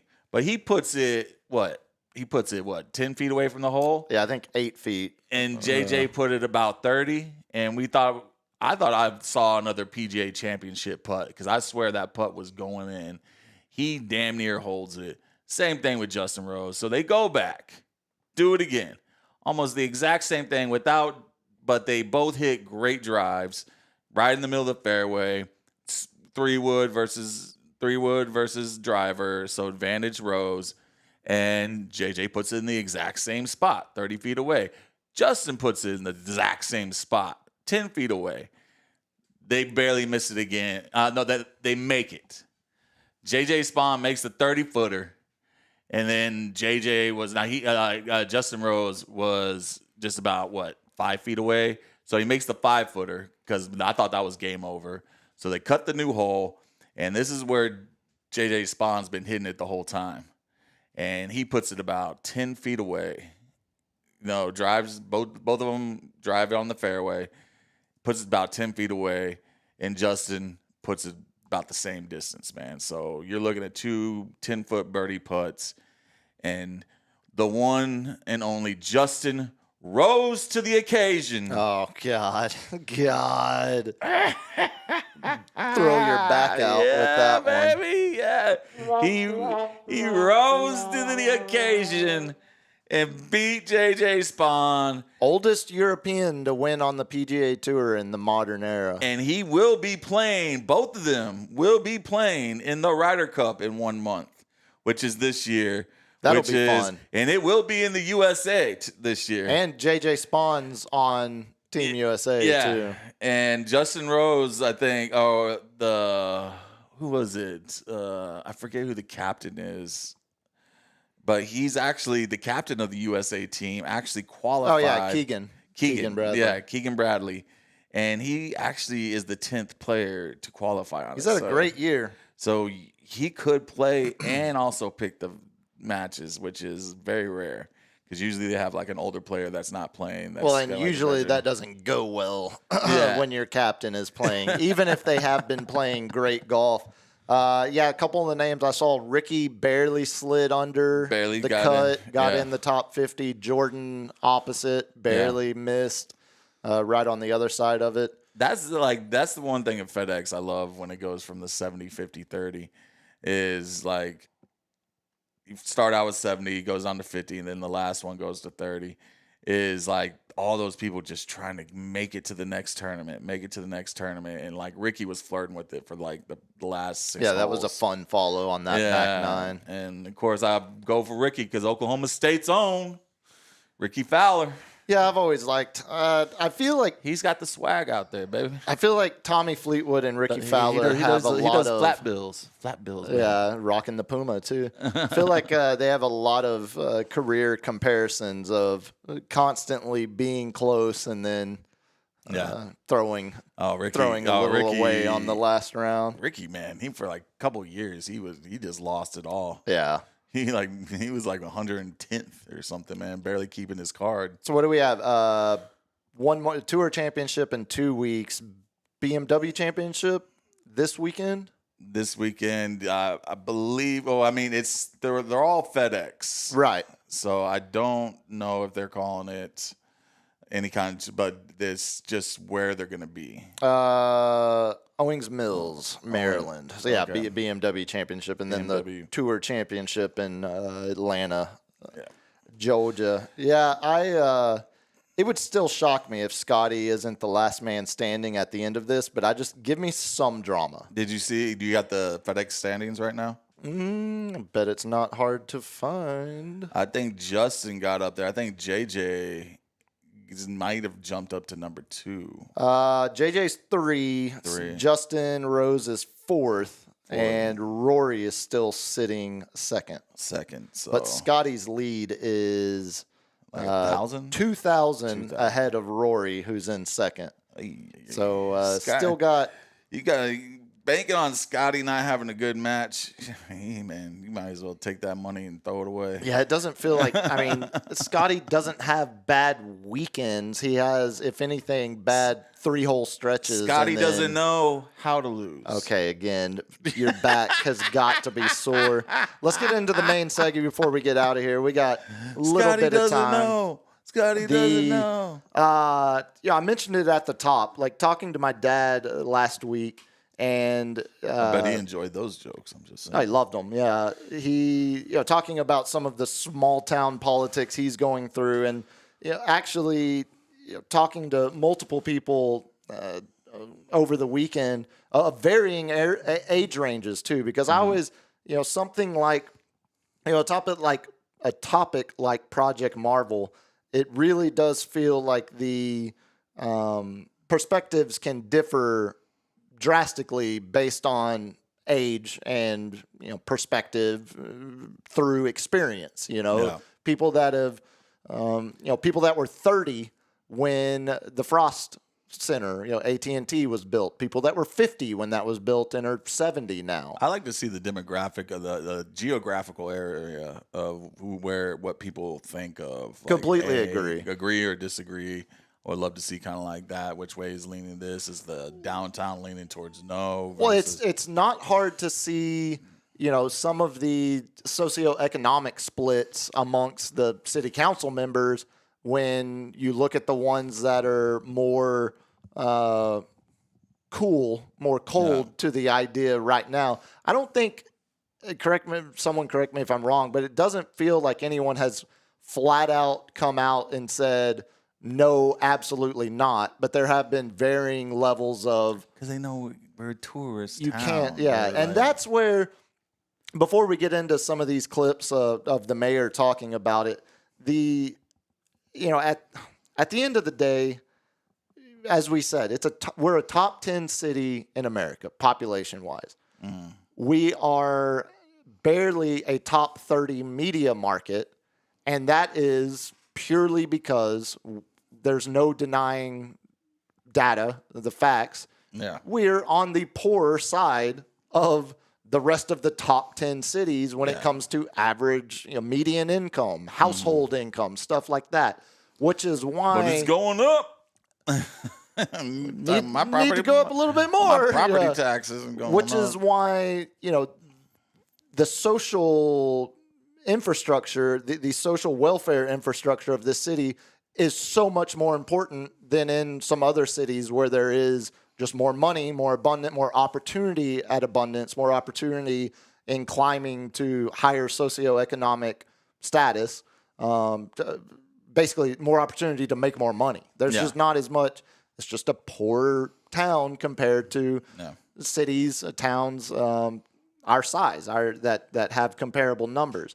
And that's where... I think it's just because we're just so big in space. That goes too, and we're able to count more people under that umbrella as part of the city. I wonder if all the little cities like Kirby and Windcrest and Castle Hills and their own, like Alamo Heights. Exactly, that's like their own thing. City. I'm like, I wonder how many of those top 10 cities have that in their cities as well. Oh, they have it tenfold. Like think of all of the high-end suburbs of Chicago, high-end suburbs of LA, the high-end, I never looked into it. So or like Highland Park in Dallas and being right in the heart of North Dallas, but its own entity. I mean, a tale as old as time in America are the Richies carving out their own city where they can conduct their government and their business the way they want to, and then the rest of us you can poors still smoke in a bar over in Kirby. Exactly. This is right down. Used to be able to found that out the other day. I was like, holy shit. Used to be able to still do that in Alamo Heights, which is why we would always go to the Lion and Rose or Broadway 50/50 because you could smoke inside. Look, I've come full circle on that. I don't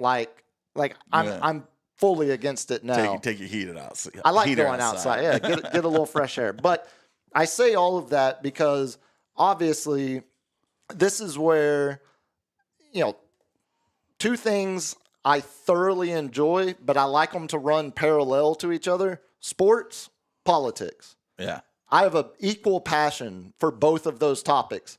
I hate it when they cross over each other. I hate it when they intersect because but it always going to intersect when it's all when it's about, all business, when it's all about money, and that's exactly where we now find ourselves in this Project Marvel.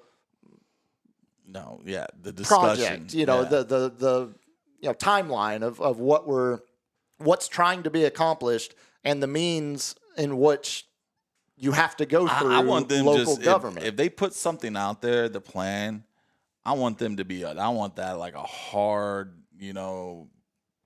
pause. I want that like a hard date. Hard D. Yes, hard date. Yes. Date. Yes. Date. Okay. Yeah, and that's where's your mind at? That's what you're the one that said pause. There's no need for that. Because I said hard. Yeah, we're not pausing. We're not. What was the other one? No Diddy. What were the things? No Diddy. I had a whole anyway. Now you gotta say no Ray J. Yeah, he came out recently in an interview. He's like, "Why do you have to label things with the sexuality?" It's like. Probably, yeah. Probably. What if your guy's having a sex with your ear? What do you call them? Yeah, let's just. Whoa, is that guy a male or a female, or is it two males? I'm just like, come on, Ray J. I don't feel like that's the first time he's heard "Come on, Ray J." Oh, but when those two things intersect, sports and politics, yes, it always leaves you with, a certain section that is against whatever the hell did the Time Rangers game. Tie game. Okay. Look at that big boy rounding the bases. We'll get back to Project Marvel. Look at that big boy. Rowdy Tellez. That's about a 60-second walk. Oh, give him time. Base. He's still not there. Yeah. Last night I saw this. I saw this tweet. This was actually Saturday. This was the whole tweet. I think the Rangers might have too many fat guys.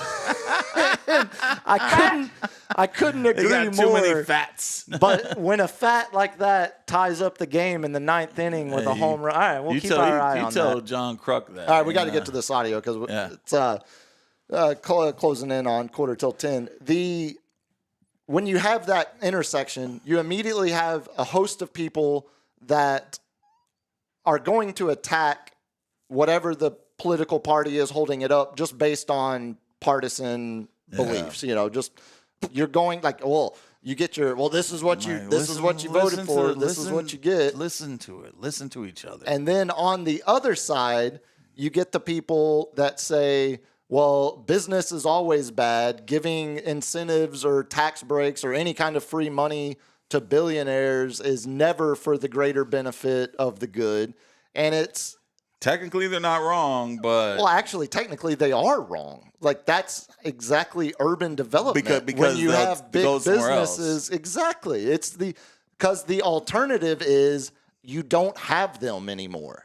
Exactly. And that's that delicate, and that's where like you said. And we live in reality where even though I don't believe a billionaire should exist, they're going to exist. And you've got to be pragmatic about managing that relationship. Yeah. And when the Spurs are the biggest, quote unquote, billionaire, the biggest business, let's just call them business, the biggest business you have in your top 10 city.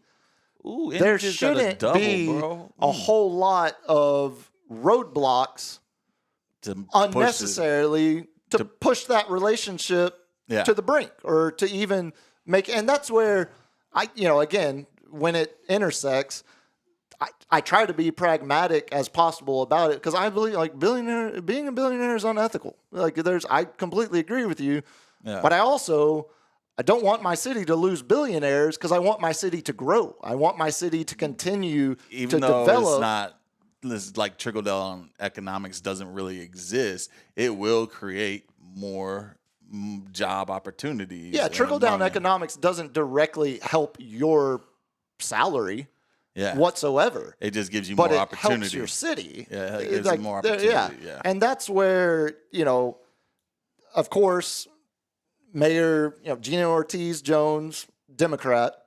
the amount of Democrat leadership that has run this city over the last 20, 30 years, the amount of projects that have gone late, have gone over budget, have been terribly mismanaged, it's very easy to just say, well, that's what you get for voting Democrat, which, again, like, if you're just saying that about everything, then I don't, there's not a whole lot to take away from that. Yeah, but if you're citing specific examples of places where... So let's think about this one specific thing, because this is like this exactly partisan. And this is where... This is like something that's going to help this is where both parties. I think we can all agree, I would hope, and I hope we can all agree, that the mayor of San Antonio should have the best relationship possible with the Spurs. End of sentence, period. We are Spurs. The Spurs are San Antonio. We are the Spurs. It's a symbiotic relationship that doesn't need to be... Yeah. Doesn't need to be effed with. Doesn't need to be screwed up. It doesn't need to have games played. It doesn't need to have, the have your cake and eat it too kind of deal where it's like, well, we're not going to give you money for an arena because we are a poorer city and we have social inequality. Like, why? Crazy idea. Maybe I'm the crazy one for suggesting it. Why can't we do both? Why can't there be policy that is done that directly helps affordable housing across our city while also helping the billionaires that we all love that own the Spurs? We all love the Spurs. Why can't we also help them out? And I know this is a crazy idea, but like when you get to that area, like how would you do that? Like tax the Spurs ticket sales like 2% and put it towards. And that's where some of it, like, get creative. Like, get creative. That's and why you were elected. Like, find some ways, because the money, the public funds that the Spurs would be getting from this deal are not coming directly from our local taxes. It's not like the city would be taxing San Antonio residents at a higher rate to pay for this hotel tax. Right, and that's the county. They're voting on that November 4th. Yeah. So all of that being said, I still think we could use our mayor to give a direct answer of, look, I love the Spurs just like everybody else. I want the Spurs to stay here for the next 100 years. We're going to do everything we can. The Spurs will be staying exactly. here. Be more direct to it. Because I do think that is where some of the natural fear of, like, this is what, like, we all love the Spurs. We know what they've done for us for decades. Like Oakland and Seattle. Exactly. It's like the Seattle Supersonics were much more ingrained. A liberal city. Or we're not much more. We're just as ingrained in the culture of the city, and they left when a billionaire didn't get his way. And went to Oklahoma where they just don't give a shit. Right. Where they're now building them a new $1 billion downtown arena. So all of that being said, Jeff Garcia with Ken's 5 put together a clip of, we'll see how much we burn through. It's about 5 minutes total. We'll start and stop. But I thought it would be a good use of our time to actually hear directly from the mayor on where she stands on this as currently constructed on August 11th. Nice. Let's roll that. What they did is they reviewed the summary findings of the Spurs consultant. And so I think that is, and I've shared that I think that's inadequate.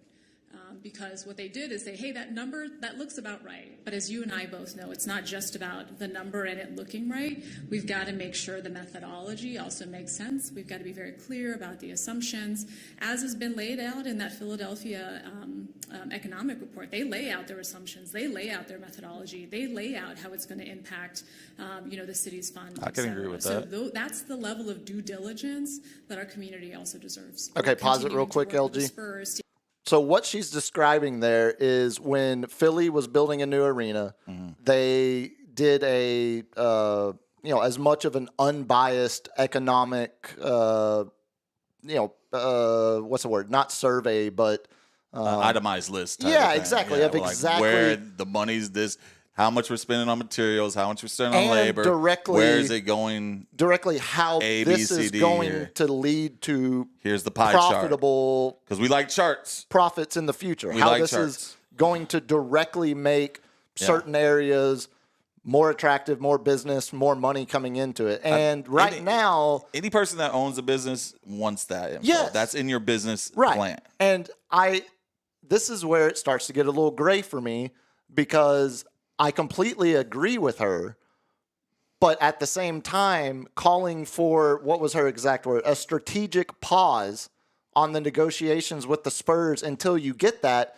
feels like an unnecessary strain on the relationship. Continue moving forward, working with them to try. Like they did a study from the Spurs that gave them all these numbers, but now she wants an independent study done.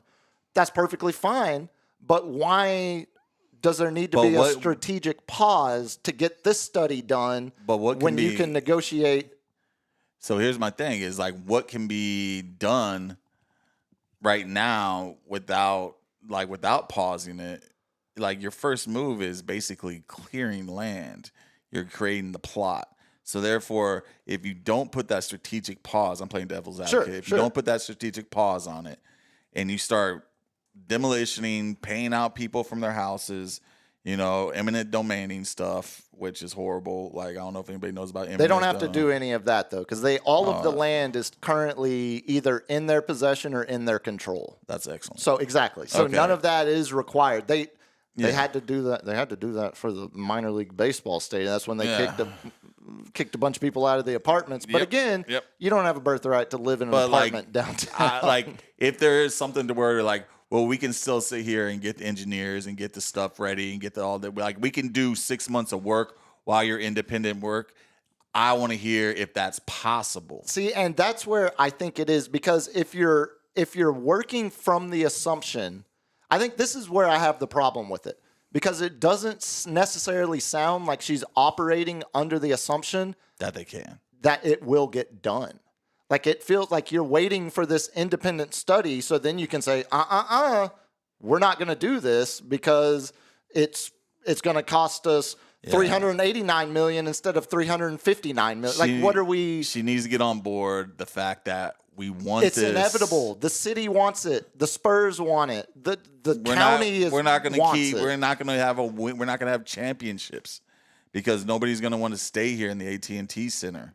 It just feels like any wasted. AT&T, and I know Frostbank, whatever it is. So later, I don't think we'll get to it because we're running late. But later in the interview, she talks about how their lease isn't up till 2032. So she's like, "We've got plenty of time." It's like, no. This is, again, it reminds me of my dad talking about the small town. Like, a data center doesn't get built overnight. A downtown arena with an entertainment district doesn't. That's got to be like a 2, 3, 4 year project. At least 2 or 3 years. But I just think and 7 of the 10 city council members agree that the strategic pause is unnecessary. We don't mind. Like, we want to see those numbers you're asking for, but it just feels kind of weird that you're wanting to slow this down. You're setting up for failure. Like, you're setting up for, like, I told you there was some funny business going on here, but, like, we can still get work done and be like, yeah, that little item right here, yeah, we're gonna nix that. And you can't really say anything if we make it transparent to everybody with these town hall meetings, with these, like, putting it out to the public to be like, hey, do we really need a private jet charter for this company, this billionaire, to come over here and check it out 3 times a year? Stuff like that, like all these what politicians have and stuff where they put on their expense reports. And it's like, no, pay for that out of your own freaking pocket. You know what I'm saying? You can take a first class. We'll give you a first class ticket. That's where it feels like, if the transparency is what you're going for, again, why are you playing hardball and acting like the end result is not still going to be the same? So let's say we get the independent economic survey back, and it says, actually, originally the Spurs, you said you need because I think the original number was 300 to 500 million from the city. Yeah. And they would find ways in the public funds without raising taxes or directly charging citizens of San Antonio to get that money. If all of a sudden it comes back, you do this independent survey and it says the Spurs or instead of it being a $1.5 billion project, it's now a $1.6 billion. So we've got $100 million more dollars that we've got to find a way. Why, if that does come back like that? That's your slush fund. You got to have wiggle room with the slush fund where it's like, yo, if we had to do this, the price increased from whenever we bought the concrete here at this time, all of a sudden something happened and the price increased. And you can sit there and put that on the other business, but sometimes you have to make a compromise. See, and that's where, 1,000%. And that's what drives me most insane because you're looking for a compromise with the city's most beloved business. The pressure is as much on them as it is on you, the mayor, to get that deal done. The Spurs aren't going needs to put more of a positive spin on it. Bingo. That's all I'm saying. A positive spin to be like, we want this. I want to give this to you, but I want we just need more transparency. See it. Yeah, I want exactly. You to see it. But we also live, here's devil's advocate again, we also live in a day and age where we put out jobs report number and that person gets fired. And then but that doesn't have fuck to do with this. This is literally local politics that has nothing that raises above the level of San Antonio. But when a billionaire sees a billionaire doing something, they're going to rinse and repeat to see if they can get away with it. Trust me, she's not. I don't think. No, I'm not saying she's she not would do taking that. the word of the Spurs at face value, which again is a bit like that's your biggest business. And like, I'm not saying you should take them at face value, but you also shouldn't stop down the process until you get your independent analysis that you're demanding that only 3 other city council members are actually in agreement with you on, because the rest of the city, that's 70%. And then what are you going to do? Have a half a year discussion of who's going to be your independent council and who's qualified? Right. And that's where there needs to be like a push to be like, I want to get this done ASAP. What I think is really we'll cut to the chase because we got to get out of here. But we need to cross our T's and dot our I's. What I think is really happening, the progressive wing of this city, the more liberal wing of this city that isn't pro-business as your even center voter in San Antonio, she's appealing to them of, we're not just going to give your money away to billionaires to build a stadium without doing, like, none of that is I feel like this city's so centered. None of that is and I love that. going. Yeah, it's the military influence with the, you get military and Catholicism giving conservative influence. You get the liberal immigration, minority. Like, it really is the best blend of pragmatic people that normally don't, I shouldn't say normally, there's still bullshit games that get played by everybody, but most of the time, the pragmatic idea wins in this city, which is what I love most about it, because you really, like, I honestly thought a Republican was going to win the mayoral race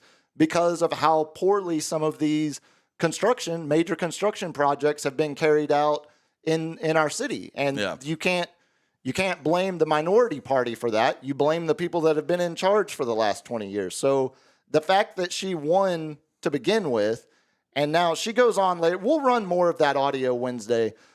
She goes on to talk more about how, a lot of what she heard on the campaign trail was, how can we build a $1 billion stadium when we have such social inequality in our city? And that's where I say, right, it starts to be lip service to the That's not a San Antonio problem. No. That's an America problem. And it's also a problem that I think San Antonio can't fix it without help from the federal government. And this has nothing to do with the federal government.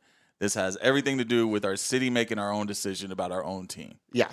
And to do and we all want the same thing. To strain that relationship feels like bad policy. Yeah. I agree. That's all. We'll get into more of that on Wednesday. We went way late. LG, let's do some lightning round before we get out of here. Hopefully we're about to get another Rangers walk-off win. Or you shouldn't have said that, right? Man, what do you think? He's about to. We got a 3-2 count, 2 outs. And It's not. Okay, we're going good. to. Okay, I did get worried. We're going to the bottom of the 10th now. Does it surprise you to read that UT is number 1 for the first time ever in the preseason poll? It's pretty crazy, right? That, man, number 1 for the first time in coaches and AP. Is it AP and coaches poll at the same time? Well, it's the first time ever in the AP preseason poll to begin with. You know who has the most preseason number 1s? Who? CeeDee Lamb alum. Oh, OU. OU. I think they always. have 10. Yeah, they have 10. All right, hit me, LG. The one and only Rick Moranis is coming out of retirement for Spaceballs 2. Okay. I love it. Yeah, makes me happy. Dark helmet. Dark helmet. Yeah. Yes, dude. Especially after he got the sucker punch attack in New York City. Yeah. You need some. Well, and what was his story? It was after his wife passed away. Yeah, he just didn't have it. And he wanted to be his wife died of cancer, and he wanted to raise his kids without having Hollywood involved. He didn't want to be an actor. What a solid dude. So he cashed his Honey, I Shrunk the Kids Part 20 check and never did another movie. Didn't come back for any of the Ghostbusters. No. And I'm surprised he's coming back for Spaceballs. Well, I think he's doing it for Mel. He's doing it for Mel. Mel's 98 years old, and he's going to be in it. He's going to be short. He's going to be Yogurt. Yeah. Yogurt, yes. Yeah. Yogurt. The merch section he has. So great. I'm gonna get Spaceballs the T-shirt at some point. Yes, have to. We have to. Hit me, LG. This right up your alley. The TKO Group signing big deal for UFC. 7 years, $7.7 billion, all going to Paramount Plus. Yeah, the CBS Paramount Plus merger. There was a lot of fingers in that little cookie. Yeah, don't look too deep. Don't look too deep in that one. The whole Skydance, Paramount. Stephen Colbert getting fired. Look, show ran at a loss. I don't know what to tell you. It didn't make money. All right, hit me, LG. The one and only George Kittle, the best post-game interviewer himself, and will be the greatest tight end to ever play. Turned down a $10 million endorsement deal for a real estate company that was gentrifying areas of San Francisco. He did not like their ideals and what they were doing. Well, okay, He was going to be the face of this real estate company.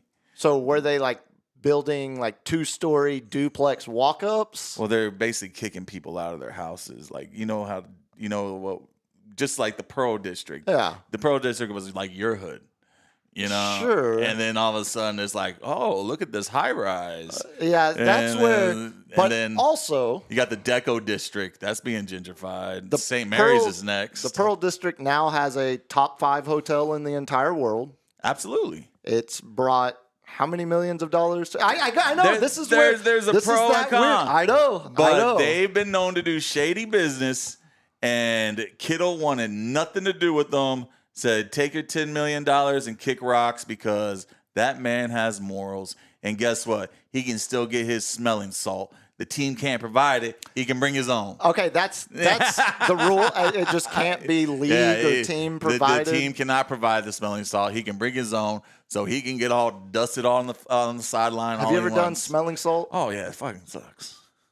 We might need to get some. Have you ever done it? No, God no. Oh my dude! I stopped playing. It can make you pass out. It can make you pass out. Well, okay, maybe not. Let's do it right before. If we get to 500, hit me, LG. We mentioned the great Wes Harkins, who picked up something off our Amazon wish list. Highly, highly appreciate that. I was talking to Wes over the weekend. He sent me a couple clips. Didn't realize.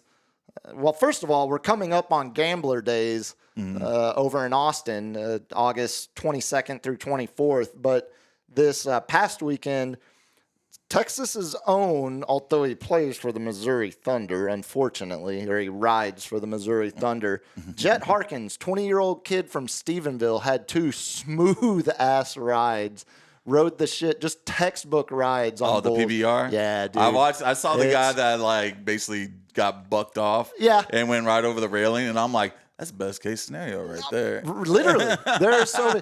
I think the landed on the front row of people. PBR is one. I feel like there's. You remember when the X Games blew up? One of them you can throw a flag. Oh yeah, no, you challenge the ride. It's great. It's pretty entertaining. That's crazy. The same way like extreme sports blew up with like Tony Hawk, Matt Hoffman, Dave Mira era.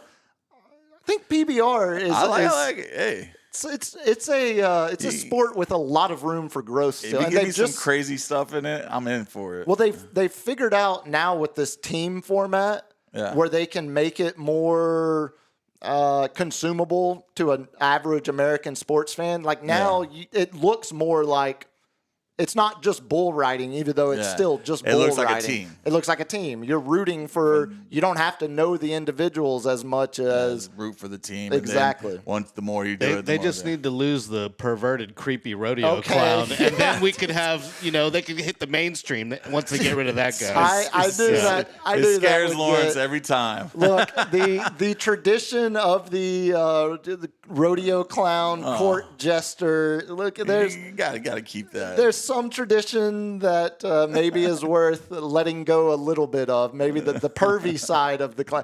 He was hitting hard on some chicks and cheerleaders. Yep. It was past the point. I have learned that particular clown is a Hall of Famer and has retired. That's correct. Yes.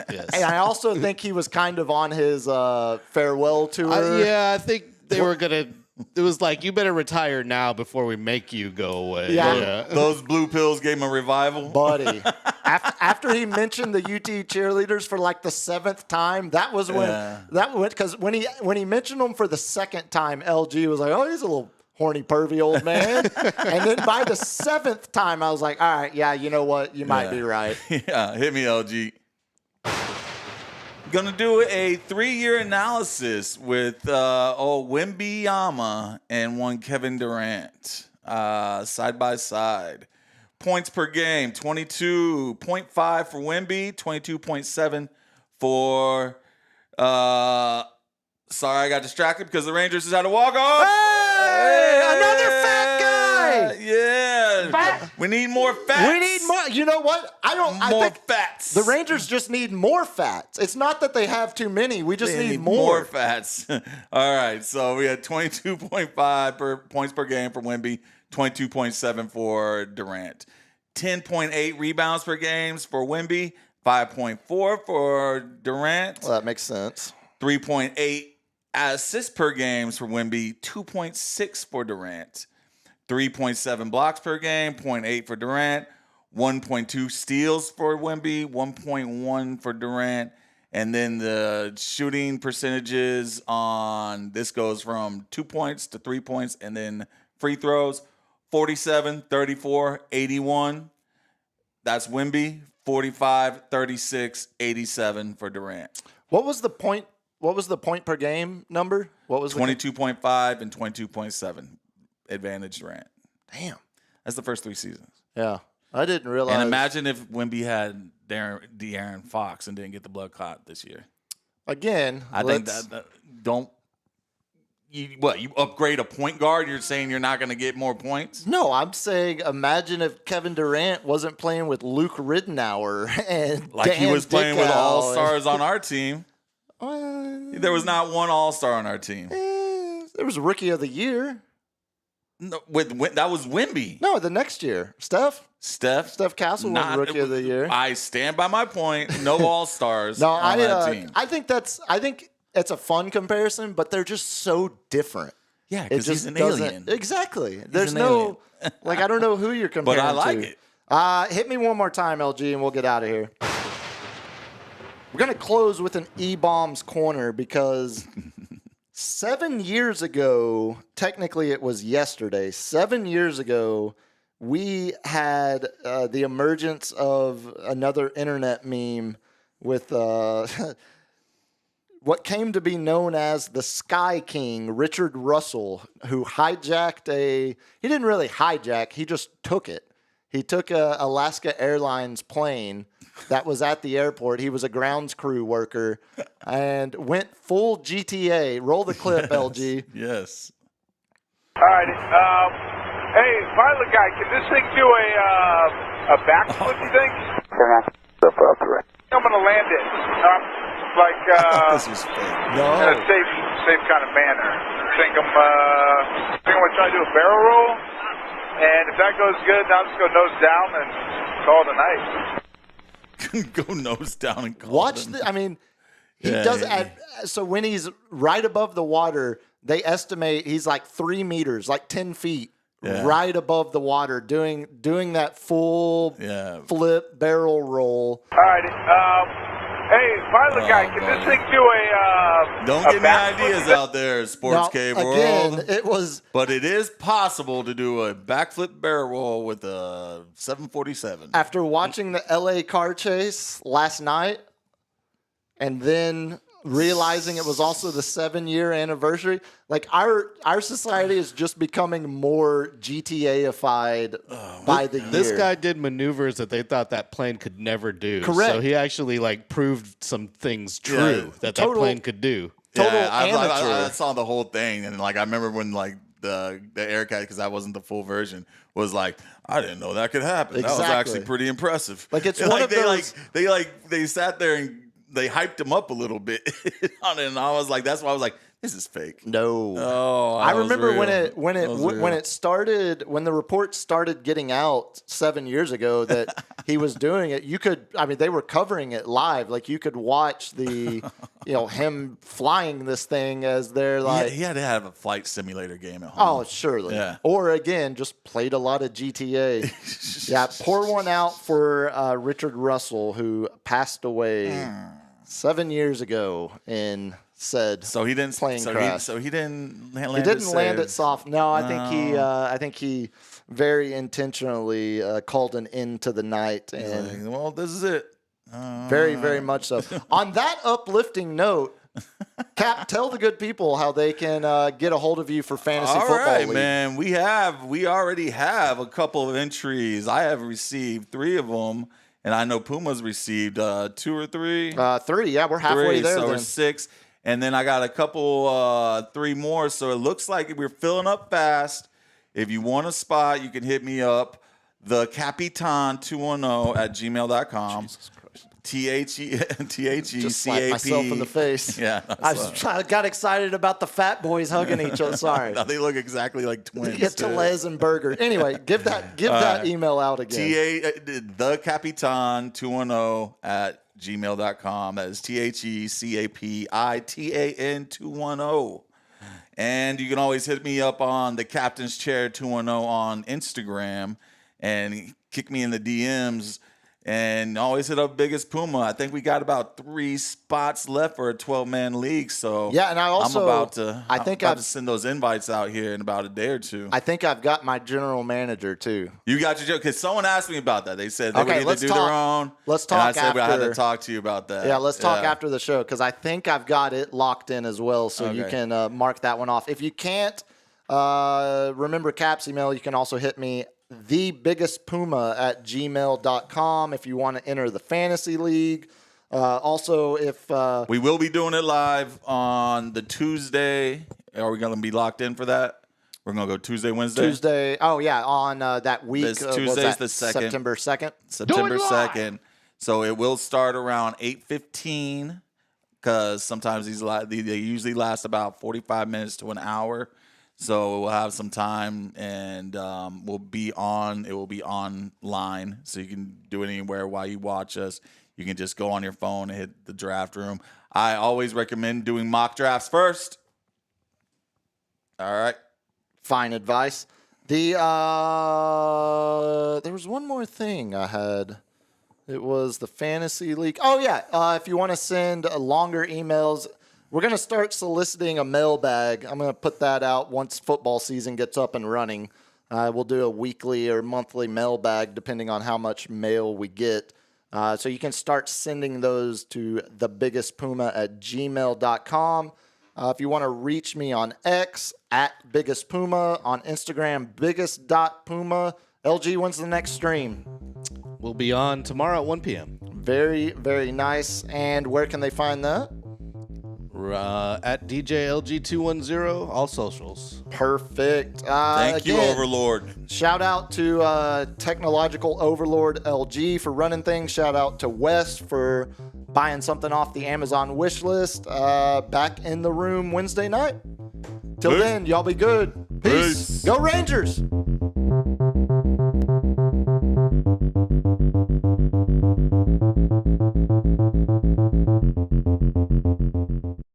Kids, what do we say about drugs?